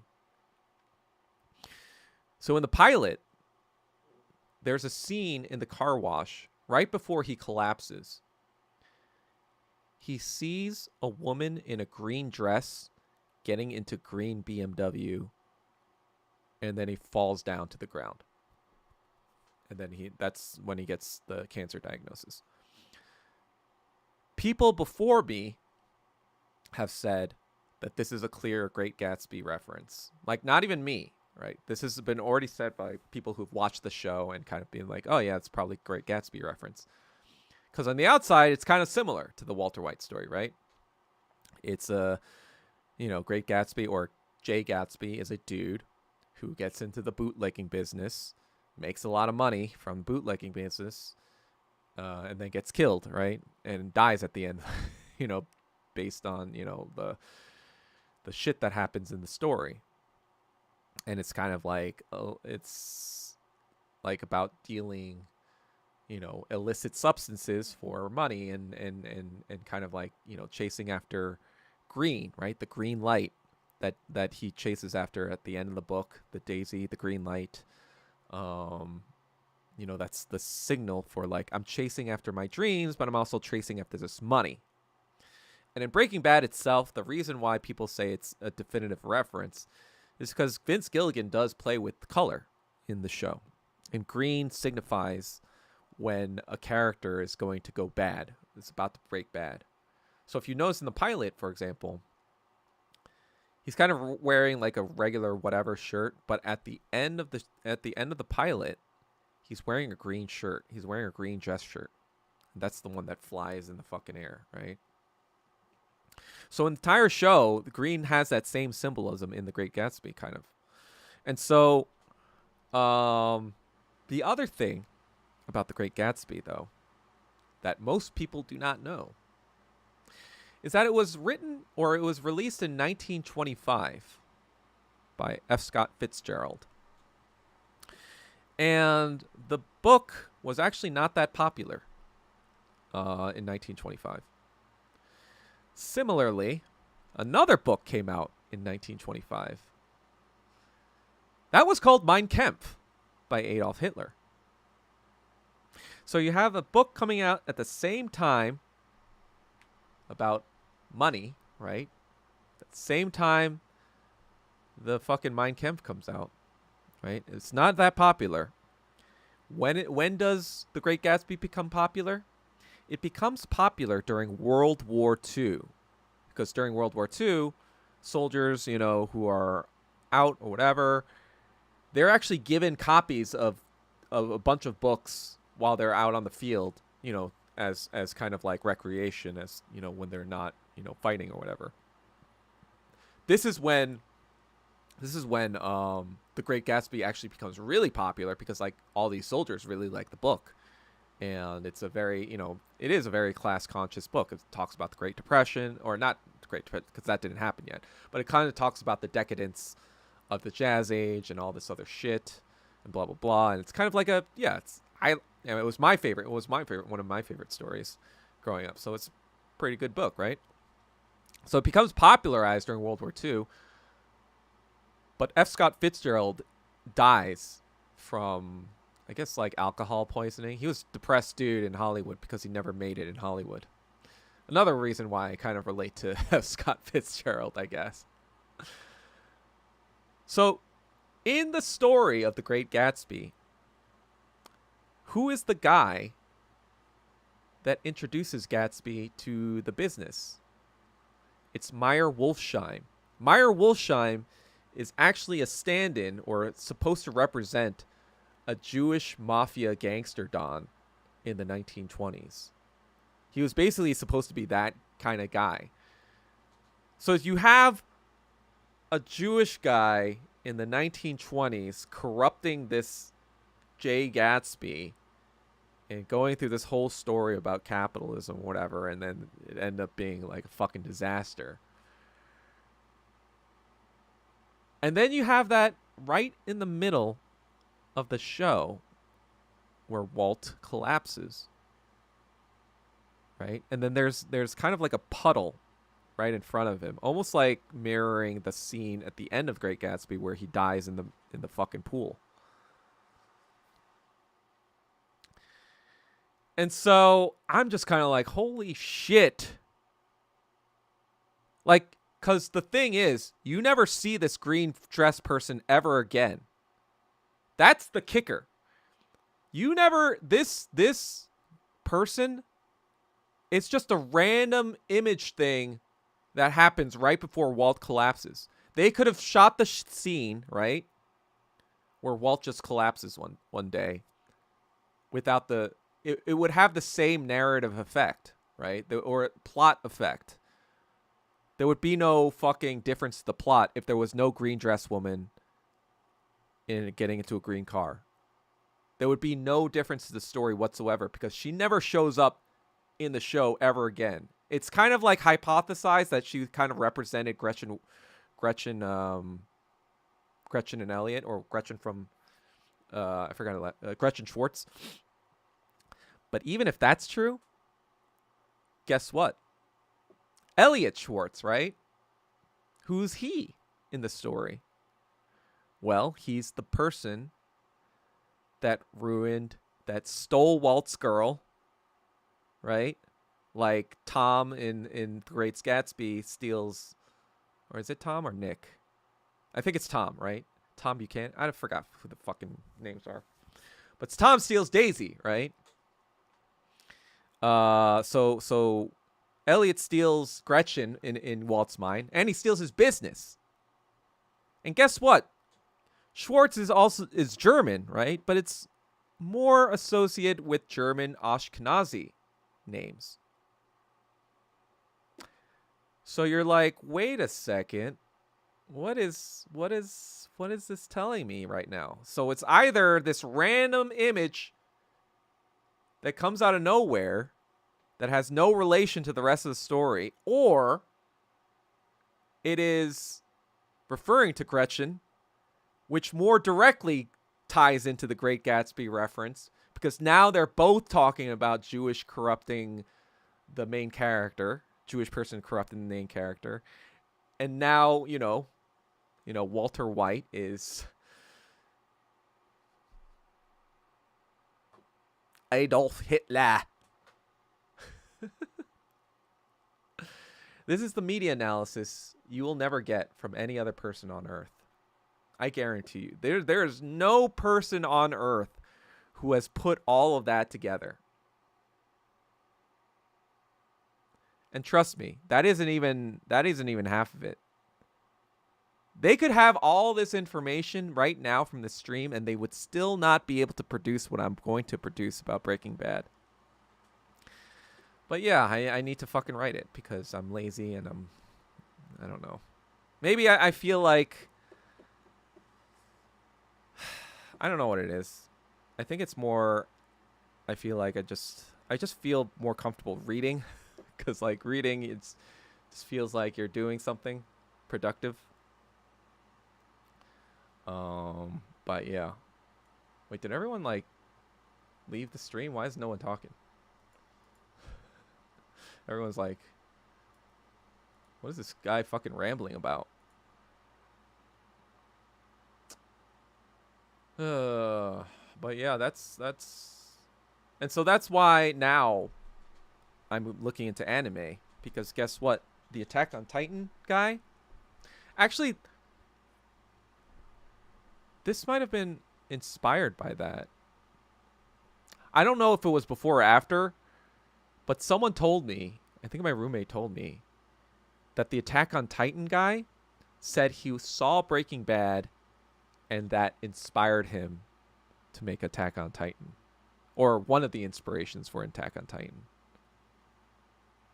I don't know if it's inspiration, but he seemed very big fan of Breaking Bad.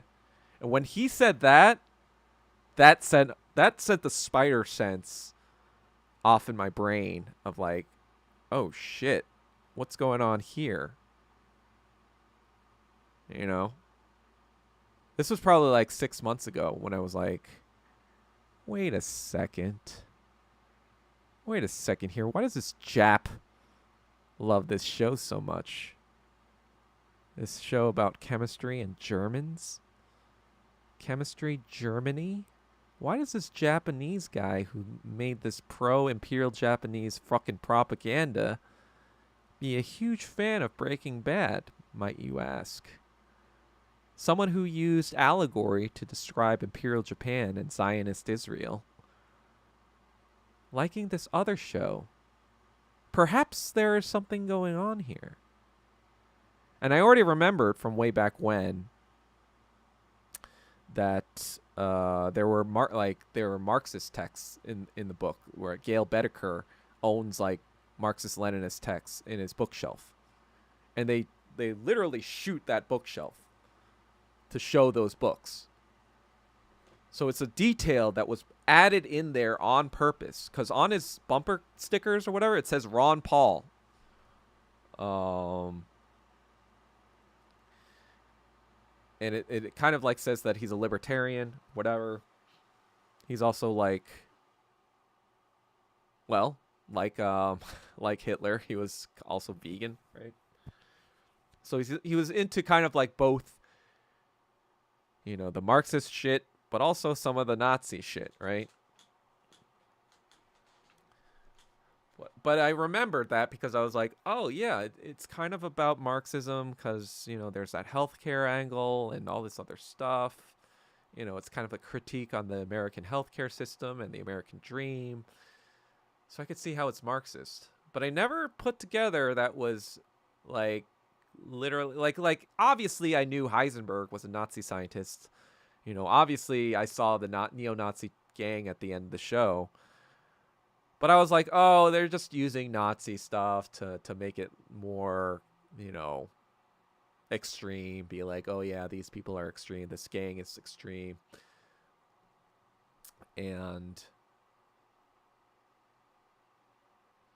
then I was like, wait a minute. As I started reading more Schopenhauer, as I started reading more Kant, started reading more Hegel, as I started reading more Nietzsche, started reading more Leibniz. Not Leibniz, really. I started reading more Marx, right? What's interesting about Marx, the biography I read, actually this might inform the second part, which is about Better Call Saul. So it's going to be a two-part episode now. I'm going to separate the Better Call Saul from the Breaking Bad one.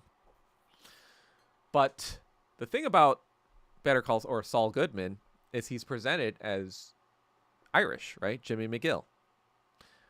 Even in the show itself, he says, I do the Jew thing for the blah, blah, blah, but I'm really Irish. And that gave me... Yes, I have a Discord. I can put the... link. Let me just finish this thought, though. So... the thing about Ireland is that some of you may know, but it was England's first colony. It was like really like when England was starting to become imperialist. It was like, oh yeah, they're next door. Let's fucking take over Ireland, right? Let's make them our slaves. They actually suffered through a lot of shit. That was worse. Or maybe not worse, but on the par of like fucking black slaves from England. They were considered kind of like their black people for the longest time. And Marx, I've been reading his biography, but a lot of his efforts was exposing this imperialism and fighting for the Irish cause. And Vince Gilligan himself is an Irish American. So my hypothesis is that Saul Goodman is actually the cipher. As in, he's someone we're supposed to see the story through and kind of experience it with like humor or whatever. But he's also kind of like who the writer is supposed to be in the story. Because like Vince Gilligan, he also went to Catholic religion. He went to Catholic school and whatever, but he was not a Christian. Obviously, at that point, it's like just like Vince Gilligan isn't a Christian. He's I think he's agnostic or atheist. But now that I'm seeing that, I'm like, oh, this is why he wrote it, because on the one hand, he appreciates Marx. Because, because he fought for Irish independence, right? But on the other hand, it's also fun to see the guy break bad, right? It's also, it's fun to see something go. So, I think, and I'm going to think about this a little bit more once I write the fucking episode finally. I think the main reason he made this thing about Hitler was kind of like to explore those ideas on a personal level, but on a political level as well. But also like kind of the idea that if the idea is to turn Mr. Chips into Scarface or whatever, like like a nice person or whatever to this really evil person. I think part of it was also like, who is the most evil person we know? Who is the most evil person in Western society? Who's considered the most evil person in the world? Well, that's Hitler, right? So what if I made a story where you find somebody that turns into Hitler at the end? At what point are they going to start realizing that he's Hitler? Are they going to realize it in season 2, season 3, season 4, season 5? And not that they realize that it's Hitler per se, but realize that they are rooting for someone who is definitively fucking evil. Right? I think he did it because, like, at the end of the day, if you're exploring something like that too, you're kind of also exploring the idea of, like, isn't everyone kind of a little evil at the end of the day as well? And we kind of just justify it by saying, oh, it was for a good reason, blah, blah, blah, whatever. It was almost kind of like a who is to cast the first stone type of thing of like saying like, oh, I would never be Hitler. I would never do that. I would never be as bad as Adolf Hitler, right? You know, everyone says that all the time, right? Because like Hitler is like the ultimate evil, right? Like, well, at least I'm not Hitler, right? Or, you know, on the flip side, they call everyone fucking Hitler. Like America calls everyone Hitler that they don't like, right? They called Saddam Hussein Hitler. They called, you know, fucking everyone Hitler. especially Israel, right? They call everyone in Muslim countries that don't like them Hitler, right? So it's almost kind of like, oh, maybe everyone's a little Hitler deep down inside. It's kind of like a, hey, gotcha. You rooted for him. You kind of rooted for Hitler, didn't you? That's what I think he was going for. It's kind of like a trick. It's like a magic trick. It's like, hey, you rooted for this guy. He seems so cool, but really, he's fucking Hitler.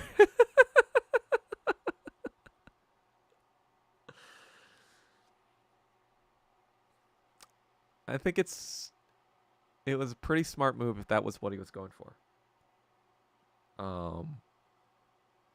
And kudos to him. If it was what he was going for and he did not say anything about it, and you know, who knows, maybe he was going to take it to his grave. Who knows? But I suspect he was probably going to reveal it at some point. Maybe not anytime soon. But I think, like, you know, at some point he was going to reveal it.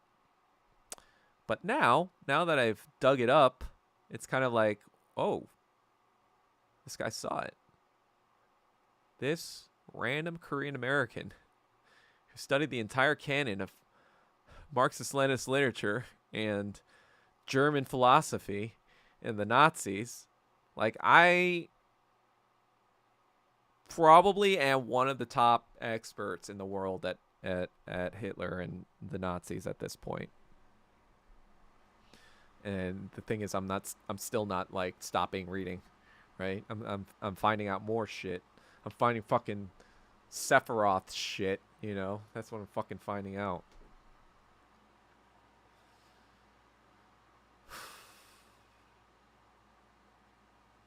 Are you sure about that, holy cow? Are you sure he didn't do anything Hitler level?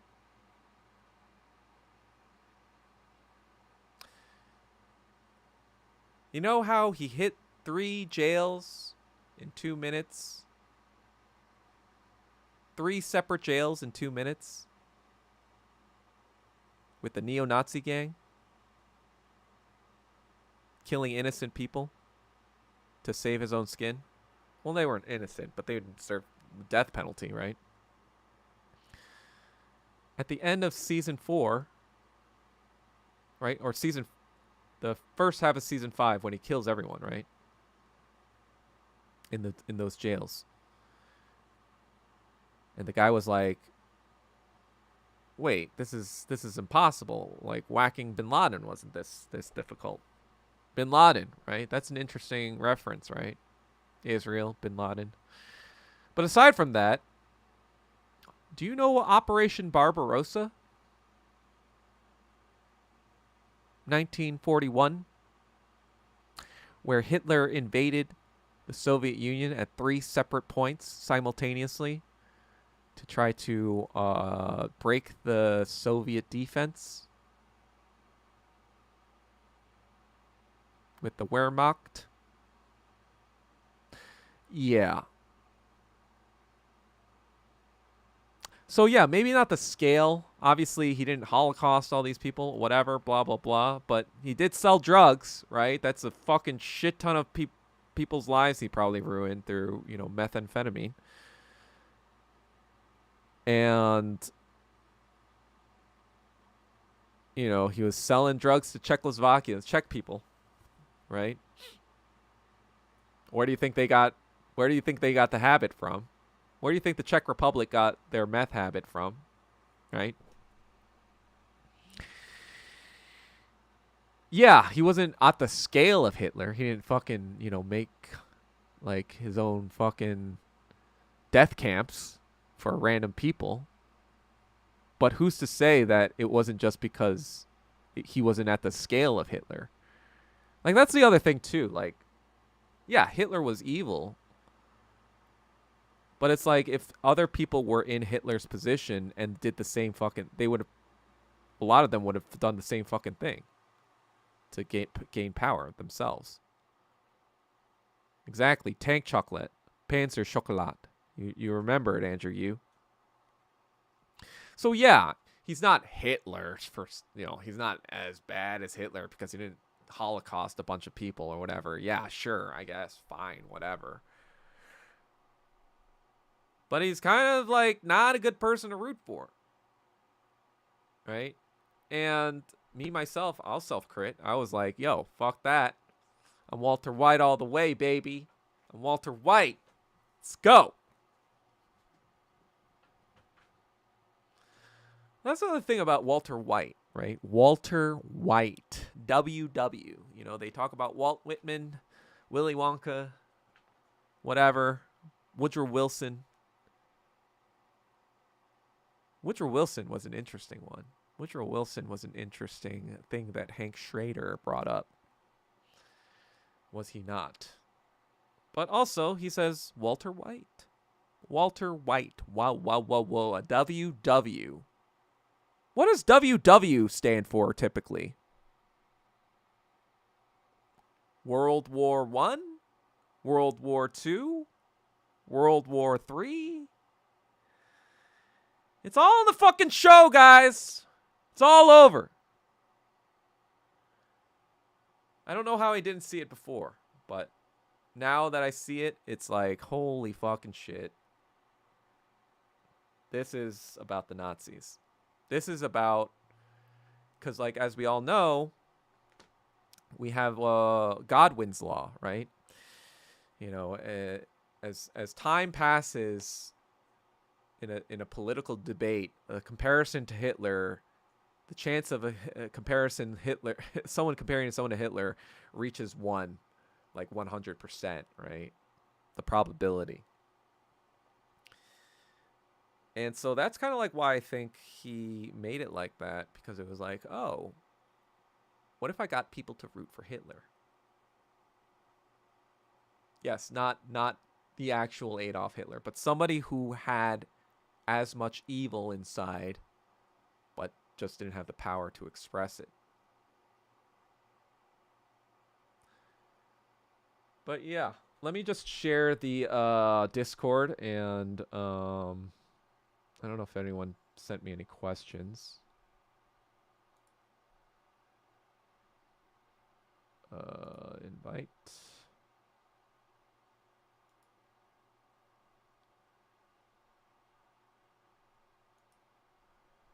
And then I will just put it in here. Feel free to join. But if I suspect you are not Asian, I will probably ban you, or not Asian friendly. I will probably ban you if I don't recognize you. Yeah, when you join, say who you are in the stream. Otherwise, I'll probably ban you, unless it's apparent who you are. I want to keep this tight. But let me see my NGL. Let me see if anyone asked me any questions. I don't think anyone did. Nobody asked me any questions on it. But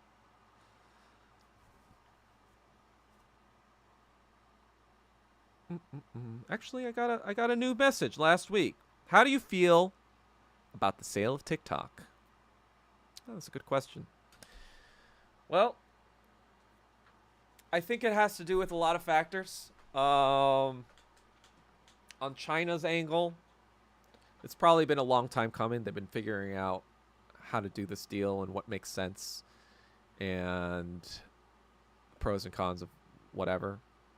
It may not have been influenced by the Charlie Kirk thing. It might have already been in the works. I think the Kirk thing probably pushed it over the line, or they figured out something. But if it was because of the Kirk assassination, I think it's brilliant. Because the entire time the narrative was TikTok is evil because the CCP is spying on you, and the China's the enemy, and China's bad, and et cetera, et cetera, et cetera, right? That was the line. And so if you give it to Zionists, right, specifically Zionists like Larry Ellison, right, whose son and daughter, you know, son runs fucking Skydance, daughter runs Annapurna, which was another indie film thing, but Skydance has been buying up properties left and right. Like they do like fucking Mission Impossible, whatever. Now he's like the head of fucking CBS or whatever, right? So the Ellison fucking family is just buying up all the fucking... They're the Goebbels family, I guess. They're the Zionist Goebbels, the family. And they're just fucking buying up all this shit. You already have fucking Fox News. You know, all this fucking... what's his name? Murdoch. He's like already a Zionist shill himself. You've got Zionist NBC, right? And so, from China's perspective, she's like, all right, we're just going to give it to the Zionists. And so, from the Zionist angle, they're like, oh, finally, TikTok. They were, you know, corrupting our youths with this anti-Semitic rhetoric, and we needed to clamp down on it right now. But from China's perspective, it's like, oh, it's almost kind of like a judo move where they're like, oh, you were saying that this was anti-Semitic and that China was stealing your information the entire time. Why don't we give that to you? Why don't we give that blame and shit to you? Even though you think that you acquiring it will give you this propaganda power. No, we see that what it will do is that all this negative propaganda you said about China, now it's just going to go on to you because you are fucking obviously lying pieces of shit. And it's working, right? Everyone's like, and you know, once they got TikTok, everyone's like, oh, what the fuck is this app? This is bullshit. Like, this is like even worse than like, you know, Instagram, whatever. They've already taken over. The Zionists have taken over, right? People are just talking about that all the time. And then like, they're like, wait, no, wait, we don't control all of media. That's anti-Semitic, right? And it's like, China's like, sorry.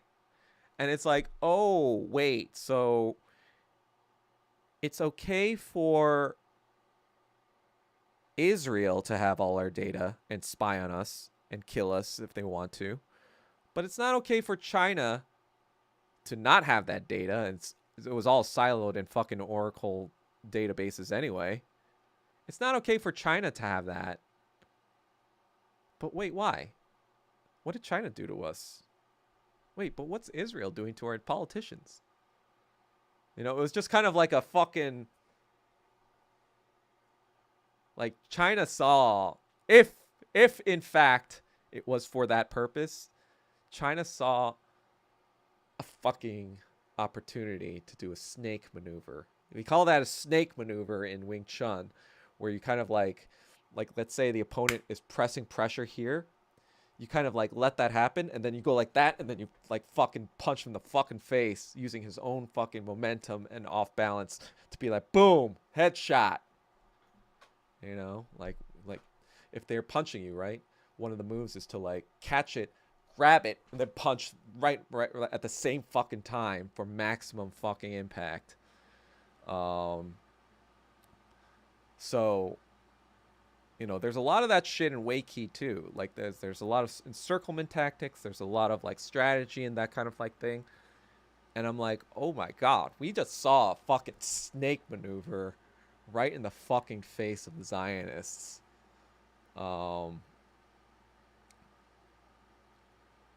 Yeah, I think they decided finally that the algorithm, giving up the algorithm was worth it for that. Because like now everyone sees TikTok as bullshit. Maybe not the retards who don't pay attention to politics, but anyone who is paying attention to politics, they're like, yeah, well, now it's bullshit, right?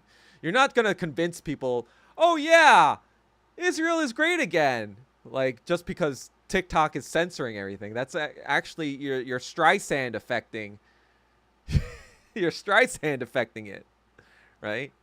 You're actually being like, wait, why is this censored to the fucking wazoo now? It's too obvious. They Streisand affected them fucking selves. And so that's what I think about it. Kudos to China if that's what they were planning, because I think it worked. Especially now that they're trying to fucking blame China for Charlie Kirk. I'm actually like, you know what? All this is actually helping China right now. Like, because everyone's like, what are you fucking talking about? Like, what did China... That's what I think is, like, so brilliant, actually, about Deng Xiaoping. Because previously, the Chinese were kind of, like, saying, hey, we need to, you know, we need to build communism all over Asia, right? We need to, you know, make sure Malaysia turns communist. We need to make sure Indonesia turns communist. We need to... They were kind of like Trotskyites, actually, a little bit. That's why I think Maoism is Trotskyism. But then Mao kind of was like, you know what? This isn't working. We lost Indonesia in 65. We lost Malaysia. And what else did we lose? I think they lost Burma as well. I don't know if they were there, though. And we also lost Cambodia, obviously, right? So Deng Xiaoping was like, all right, let's stop this fucking permanent revolution shit. What we're gonna do is we're gonna prove communism, economic communism, not war communism. Economic communism is superior to capitalist economic capitalism. That is what our plan is. And through our own success, we will show the world the superiority of communism. Because that's the real truth. The only reason people are talking about communism today is because of the existence of China. If China didn't exist, it'd be over. We'd all be in fucking fascism. And you know, maybe we'd get communism eventually, but we would probably have to go through a lot of fucking war for that to happen. A lot of fucking suffering will happen, whatever. But the very existence of China proves that communism does work. And so, not only that, Deng Xiaoping was like, we are not going to intervene at all. We are not interventionists. Let everyone handle their own shit. You know, you can't force a revolution from above. That's the biggest point that they learned. You know, The Soviet Union learned that too during the Civil War. They fought Poland during the Civil War and the Soviet Civil War, and they lost, right? And part of it was like we tried to force communism on Polish people, but the Polish people themselves didn't want it. So we're not going to do that anymore. Fucking Trotsky didn't agree with that because he's fucking retarded. But that's what Lenin said. And that's what Stalin continued, right? We lost Poland, but we have to move on, right? We have to build socialism in this country first. And Mao, he kind of made a little bit of the same mistakes, right? He kind of was like, no, we got to grab territory. We got to make sure everywhere is communist around us, because otherwise the Americans are going to encircle us. And, he's kind of right. And he did obviously have successes in Vietnam and Korea, though they don't, because of the Sino-Soviet split, the Vietnam thing wasn't seen as a victory for them because they lost Cambodia. But that's bygones be bygones. It's a lot of CIA fuckery with that shit. But they were like, you know what? That was the mistake that Mao made. He was trying to permanent revolution shit, just like Trotsky. And that's why it didn't work. But then Mao realized that too. At the end of his life, he was like, you know what? Soviets are still on our back, and we got to make diplomatic shit because, And so he reached out to Nixon. Or I forgot. I think it was like the ping pong game or whatever. And then there were Americans and Chinese people at this ping pong thing in 1971, I think. And then I forgot who reached out to who first. But comms were established between China and the United States. I think in 1972 they finally met. Nixon and Kissinger both met with Mao, I think, in 1972. And the rest is history, right? And so Deng Xiaoping saw that. So all this fucking judo move shit, it's all due to Deng Xiaoping's planning. It's like, oh, this is how we fucking...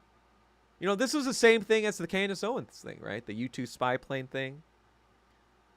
She waited until 10/7 to be like, hey, this is what's going on.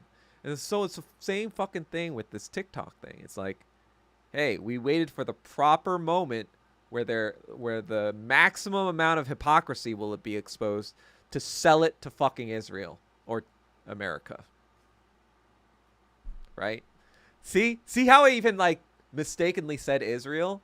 That's the association people made when TikTok sold to Larry Ellison. They didn't say oh, they sold it to America finally, and America finally has control over their own data. No, they said, oh shit, this was fucking Zionist fucking infiltration. They immediately went to there. 5 years ago, if they did sold to Ellison, nobody would have made that connection. But now, right after the Kirk assassination, they were like, oh yeah, sure, we'll make that deal.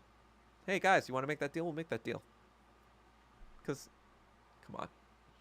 Out of all the people that knew what was going on with the Kirk assassination, who the fuck? Do you think the Chinese didn't know what the fuck was going on there? Do you think the Chinese didn't know that fucking Israel was involved? So when you look at it from China's perspective, they're like,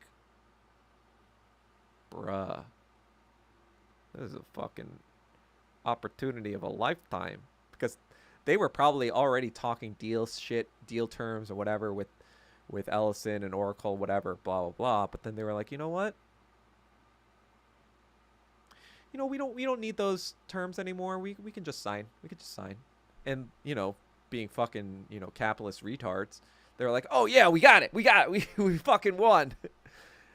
And it's like, oh, did you win though? No, you got owned by scientific Marxist-Leninists, you dumb fucks. Stalin is not exactly a popular figure in China. Someone told me that the USSR and US was trying to divide China like East and West Germany, which sold trust. Well, that's retarded. That was not ever going to happen. Why would Stalin concede half of China? That doesn't even fucking make sense. Whoever said that is retarded. There's some like fucking retarded Chinese people. I'm sorry. Like, just because you're Chinese and from the mainland doesn't mean you know shit about politics. Like, for example, there's only 100 million members of the Communist Party, right? Out of 1.4 billion. So, yeah, there's a lot of retards in China too. Like, don't get me wrong. There's retards everywhere. There's a lot of fucking retarded Chinese ultras who still praise the Khmer Rouge. So, it doesn't fucking matter what this retard said, because that was... Why would Stalin concede half of fucking China on his doorstep? Are you fucking kidding me? That's the most retarded shit I've ever heard in my life. They didn't even want to fucking divide Korea. But they were scared of the fucking nukes. That's the only reason why they divided Korea. Ugh. But yeah, the other thing is, if it weren't for fucking Stalin, the Japs would have run the fuck over China a long fucking time ago. Are you fucking kidding me?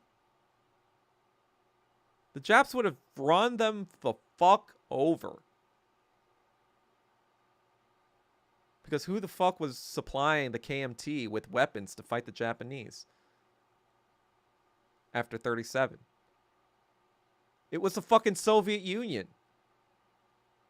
So whoever doesn't think Stalin is good in China is just fucking retarded. Because, yeah,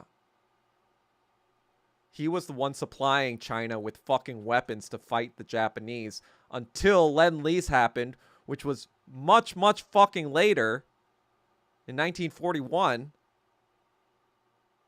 And by then, Chiang Kai-shek was just hoarding those fucking weapons, making truces with Jap forces. Because the Japs were too, engaged with the Americans at that point. So they just stopped fighting completely, made truces so that the fucking KMT could just accumulate war material. So whoever told you all this shit, holy cow, is fucking retarded.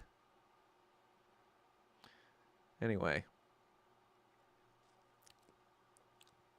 Yeah, they obviously had border disputes about Mongolia and shit or whatever, but they weren't about to take the whole fucking... That's like fucking retarded. That was Khrushchev's bullshit. It wasn't Stalin.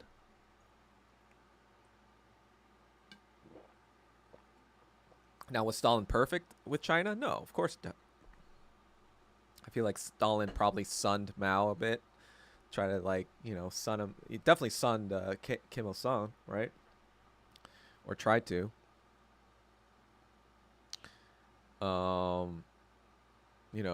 Some people think it was a mistake to give the KMT weapons instead of the CPC.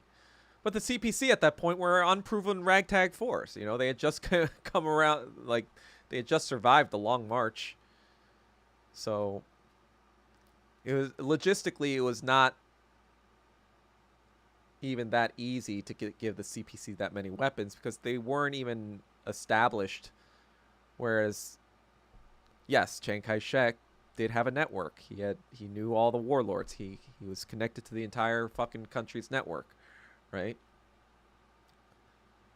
Well, yeah, Khrushchev isn't popular in China because he's the one that fucking gave the speech that shat on Stalin.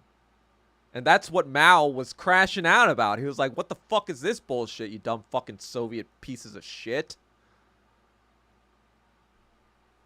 But yeah, after fucking Stalin, the Soviet Union was trash. It was liberal Trotskyite trash. I mean, didn't crumble immediately, but that's what sent it... What? It lasted for 35 years more? Right? 50... I think Khrushchev was more... The Soviet speech was, what, 57? 34 years. Right? Soviet Union was 40 years at that point. And it lasted less than the history of the Soviet Union after Khrushchev took control and fucked everything up. Brezhnev, kind of like okay-ish, but not really, didn't really put it back on track. And then you had Gorbachev. It's just fucking disaster. You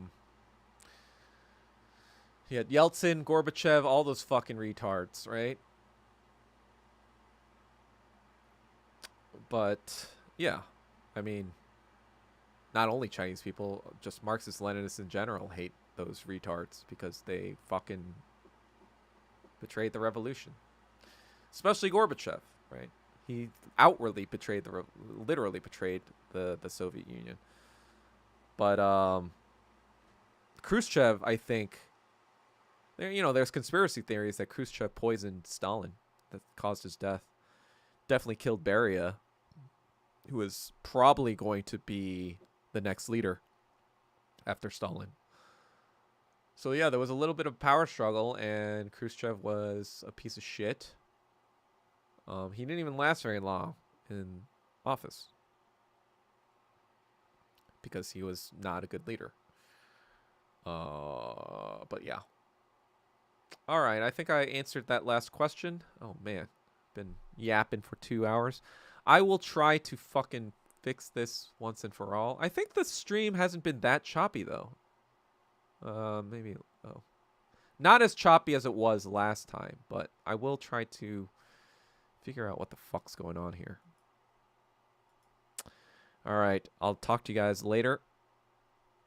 See ya.